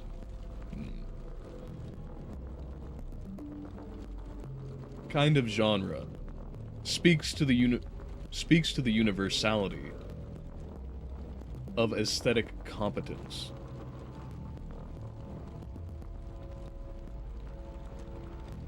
And the heights to which not just heights, but the way that it's all panoramically put together can accommodate it.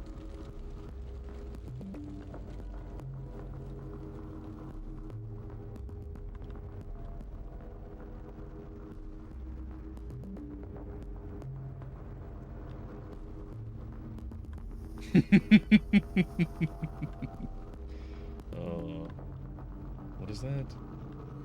Real applicants? Alright.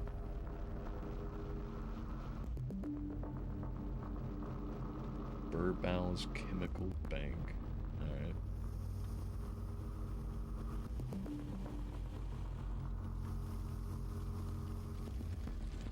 Hey everyone, look at me. I'm inside of a computer. Yes. Terabytes. Yes. People always ask me, hey, what do you carry around in that bin lever? Gay frog juice. Well, it's just filled full of bytes and bits, nibbles, and... See? You know, this bindle's really just full of human bones. Yeah, no difference. Hey, Ma, look at me. I'm in the internet. I am the Matrix. Oh, you know, don't mind me. I'm just surfing the information superhighway. I can see forever through space and time. I always get motion sick in cyberspace. Let me paint you a picture. You know, when I was a kid, they used to call me Winter Mute, because I was always cold and I never used to say anything. IDDQD. I'm in God mode now. I laugh. We all laugh. We all find this ridiculous. But give it 20 years, and the next set of generations after Alpha will be like this. I'm invincible now. IDKFA. I'm unhackable. This is my firewall. Give me that sausage. Oh, I can sort of stack all day. I was released as punch. Up, up, down, down, left, up, down, A, B, A, B. Terabytes. People always ask me, hey, what do you carry around? Oh, that weird. Sneezeware.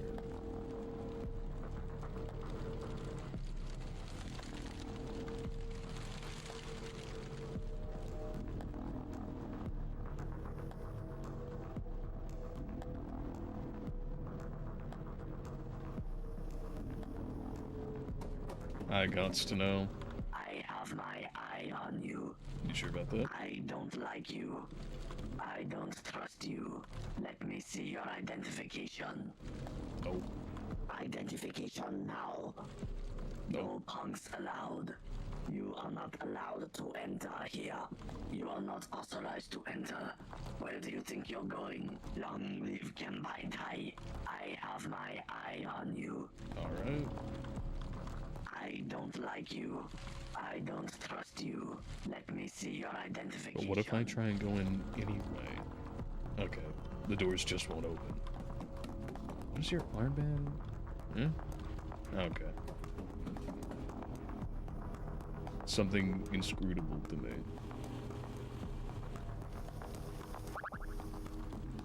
Oh, a red outline.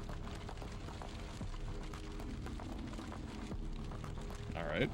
I'm sure that'll have some significance. Now, where's that last piece?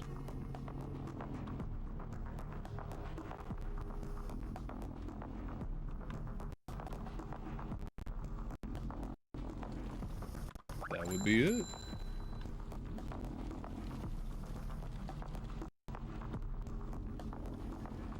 Alright. Let's assemble this bad boy. Ooh, it's cool. Okay, so you got the sneezeware. Next up, you need to load it with a virus. Okay.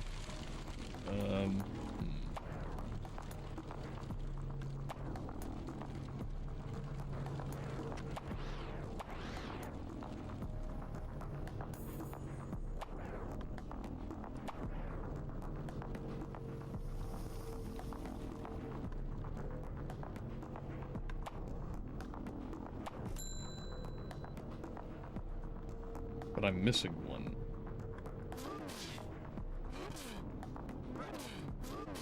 Okay.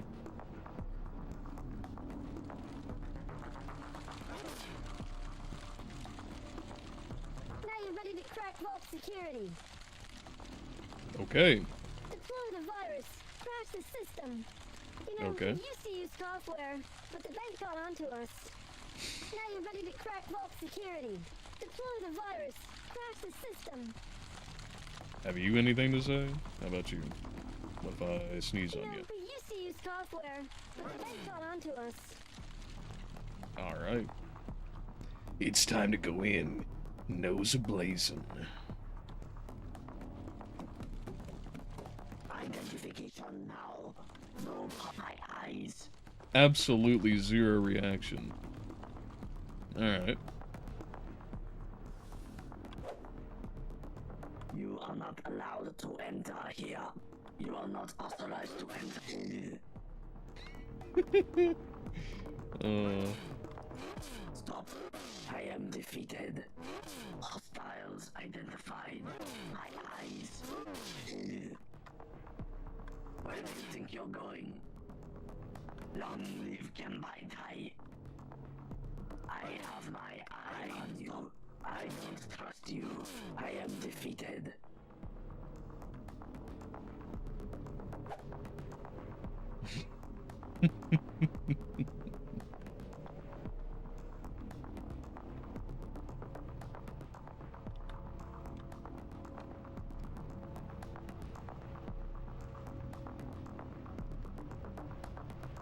Welcome to Murph's Chemical Vault Access. Alright, alright. Please sign in with your administration key. Sure. Welcome to Murph's Chemical Vault Access. Illegal operation detected. Simple as. Aw, too bad. I had a crush on her. Just grab the cash. I'll hold off the guards. Alright.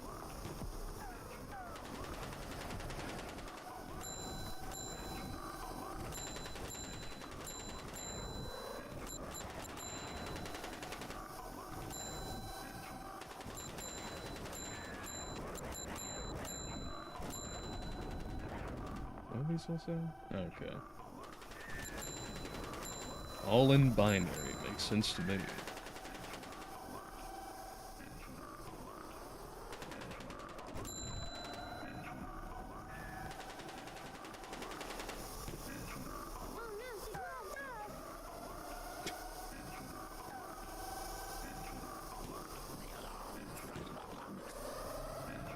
You cannot defeat me. You are defeated. Where do you think you're going? Up and away, mostly. Awesome. Alright. Alright, now just open the door. Polly Blank, let me in. What the hell, Polly Blank? Double cross the double crossers. Betray the system. And I, as the administrator, betray you.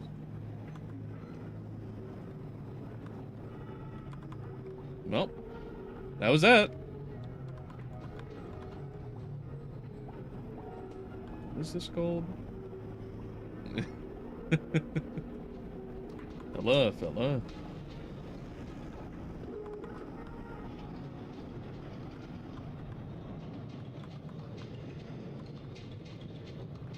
Oh. Knife jogger refrigerators. Alright. I got a job for you. Okay. I need your blanks. I need the old knife jogger. Alright. Wilkins. They're back, and they're Okay. here. What do you say, blanks? Will you do one old-timey one for me for old-timey's sake? Yes. I need you to track them down and retire the whole mess of them. Now, we put down a quarantine barrier in the immediate area. You can't leave until you catch them all, etc. Take this with you. It's a void cough machine. It'll detect whether someone's a replicant or a pile of bananas or whatever. Okay. Try it out on yours truly. See? Piece of cake. Alright. What if I do it again, though? It's like riding a bicycle. You never forget how to use one of these things. Alright, and a third. It's a bad one, Blanks.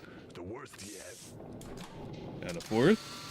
I knew you still had it in you, because deep down inside, you hate replicants just as much as the next synthoid.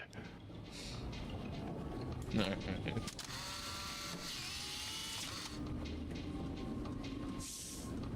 It is incomparably disconcerting to know that these supposed creatures have humanoid skeletal structures inside, but specifically that they don't have a skull all the way around. It's just a faceplate. You can walk up to them and press them because they've got a soft spot all the way around. One small move, one improperly placed wet floor sign, and entire civilizations are out like a light. Jazzpunk, everybody. How about you? Hmm? Alright.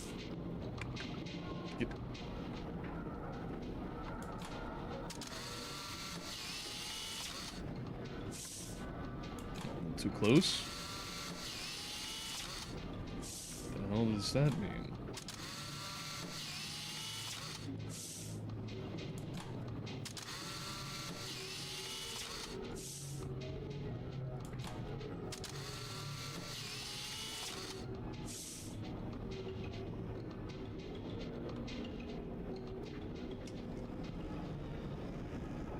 So, while this is, of course,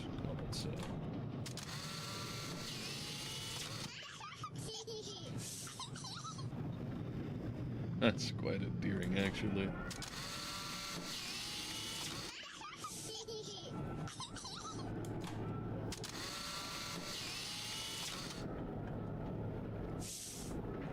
So, while this is, of course, a neat little side mission that we are doing here, with having this little replicant detector, as they might call it, something that is able to detect certain entities. This is a very cool piece of game development in that, not only when you activate it, does it effectively take a screenshot of the game screen, whatever frame it is rendering at the time of activation, but then specifically at the bottom here, it prints out whatever is intended to be, whatever is within the parameters that they have set for detection, and then also if it is a particular kind of object, what that object is,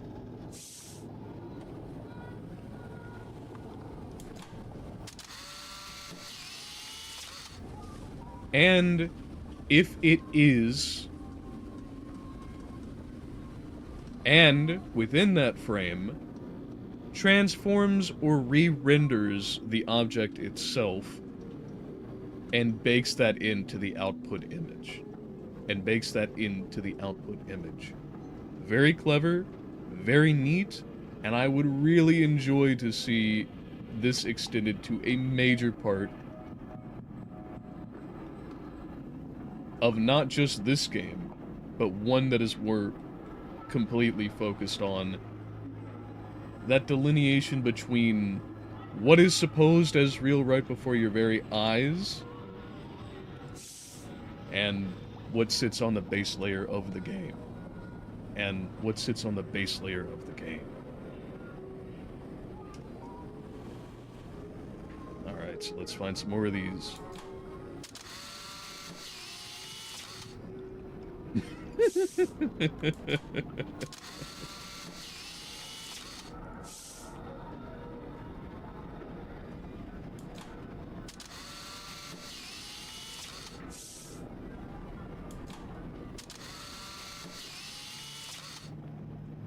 Alright, that's one there. Oh, that wasn't so bad.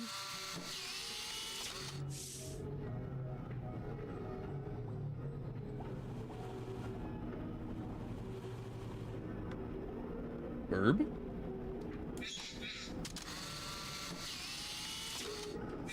Oh, glad to see the birds themselves aren't organic.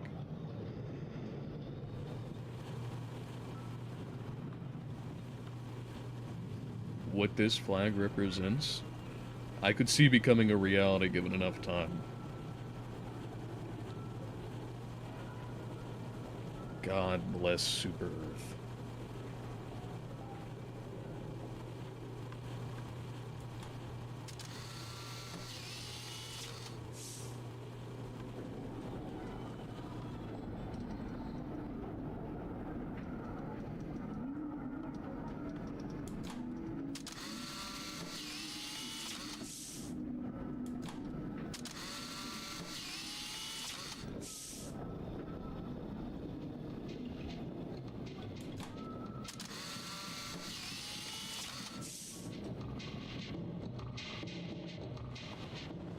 Bird.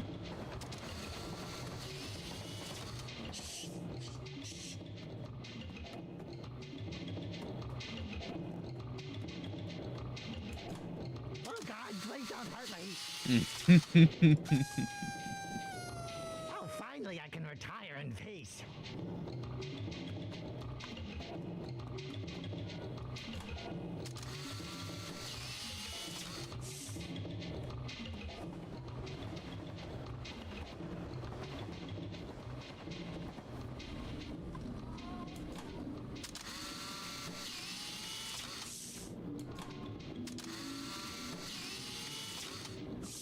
I think once we get done with this side mission, I'm gonna call it a good day. A very good day indeed.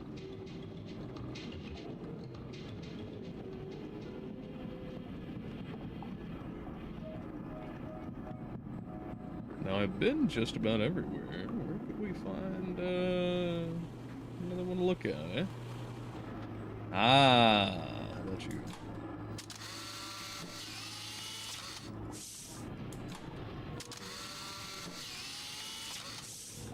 No?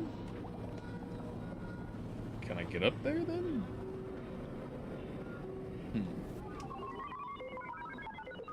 Ah. That'd be the one. A gold watch? I'm headed to the pawn shop.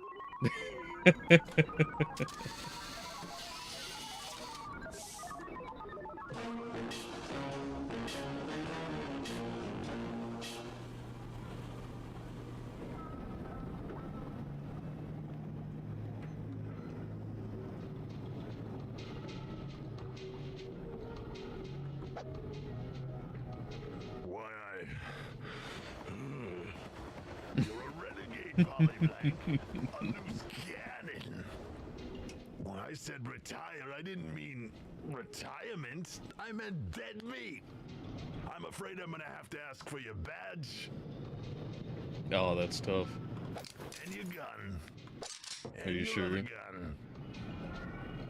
Okay, but only because you asked nicely. You're kind of pushing it. Okay, fine, alright. You're calling me out here. Okay. Well, I'll just go fuck myself then. Can't you see? I'm trying to get some shut-eye. Oh. Well, everybody, this was good. This was fun. Okay. I think I should perhaps give my final thoughts on things. So my experience with Jazzpunk thus far has been a mighty positive one. It has been irreverent. It has been comedic. It has been very referential to all of the things that I find, if not endearing, then absolutely, positively, demonstrably preposterous. And for that, for the comedy value, for the integration of all of these minutiae which otherwise always stand in the background, brought to the forefront very self-awaredly, I am very, very happy to have had the opportunity to have this experience, and most of all, to share it with you all. The aesthetics, while simple, are still holding strong. The density of things to do is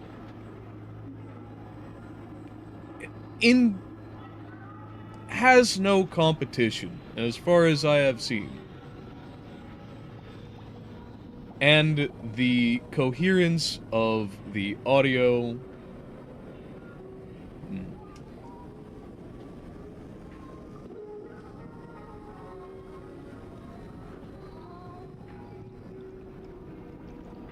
and the quality of the dialogue and minigames scattered throughout is so high for what they're trying to achieve that I can't imagine how this game was made without at least 1 metric ton of crack.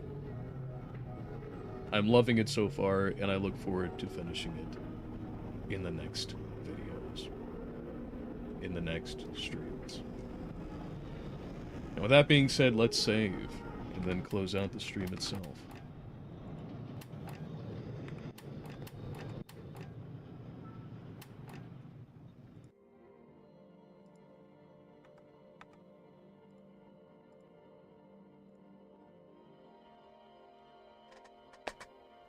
So, let's line ourselves up here, that way we can be presentable for the cut-togethers. I thank you all for being here with me today. It has been a phenomenal time. If you thought so too, then I invite you most heartily to like, share, subscribe, and hopefully hit that bell icon so you can see more content from the Threefold Manifold going forward. If you liked it enough that you'd care to see a continual stream of our shorts and our updates, and maybe even engage with me and the folks who also think so too on your time, please go ahead and look in the description or on the channel pages for our links to the Threefold Edifactory Discord server, Instagram, BitChute, X, Spotify, and if you think it might be worth some of your hard-earned monies, go ahead and hit those links for a one-time donation by Stream Elements, or for something a little bit more recurring with some benefits back to you, worth checking out over on Patreon. And without further ado, I bid that you all never miss your opportunities. Till the next time.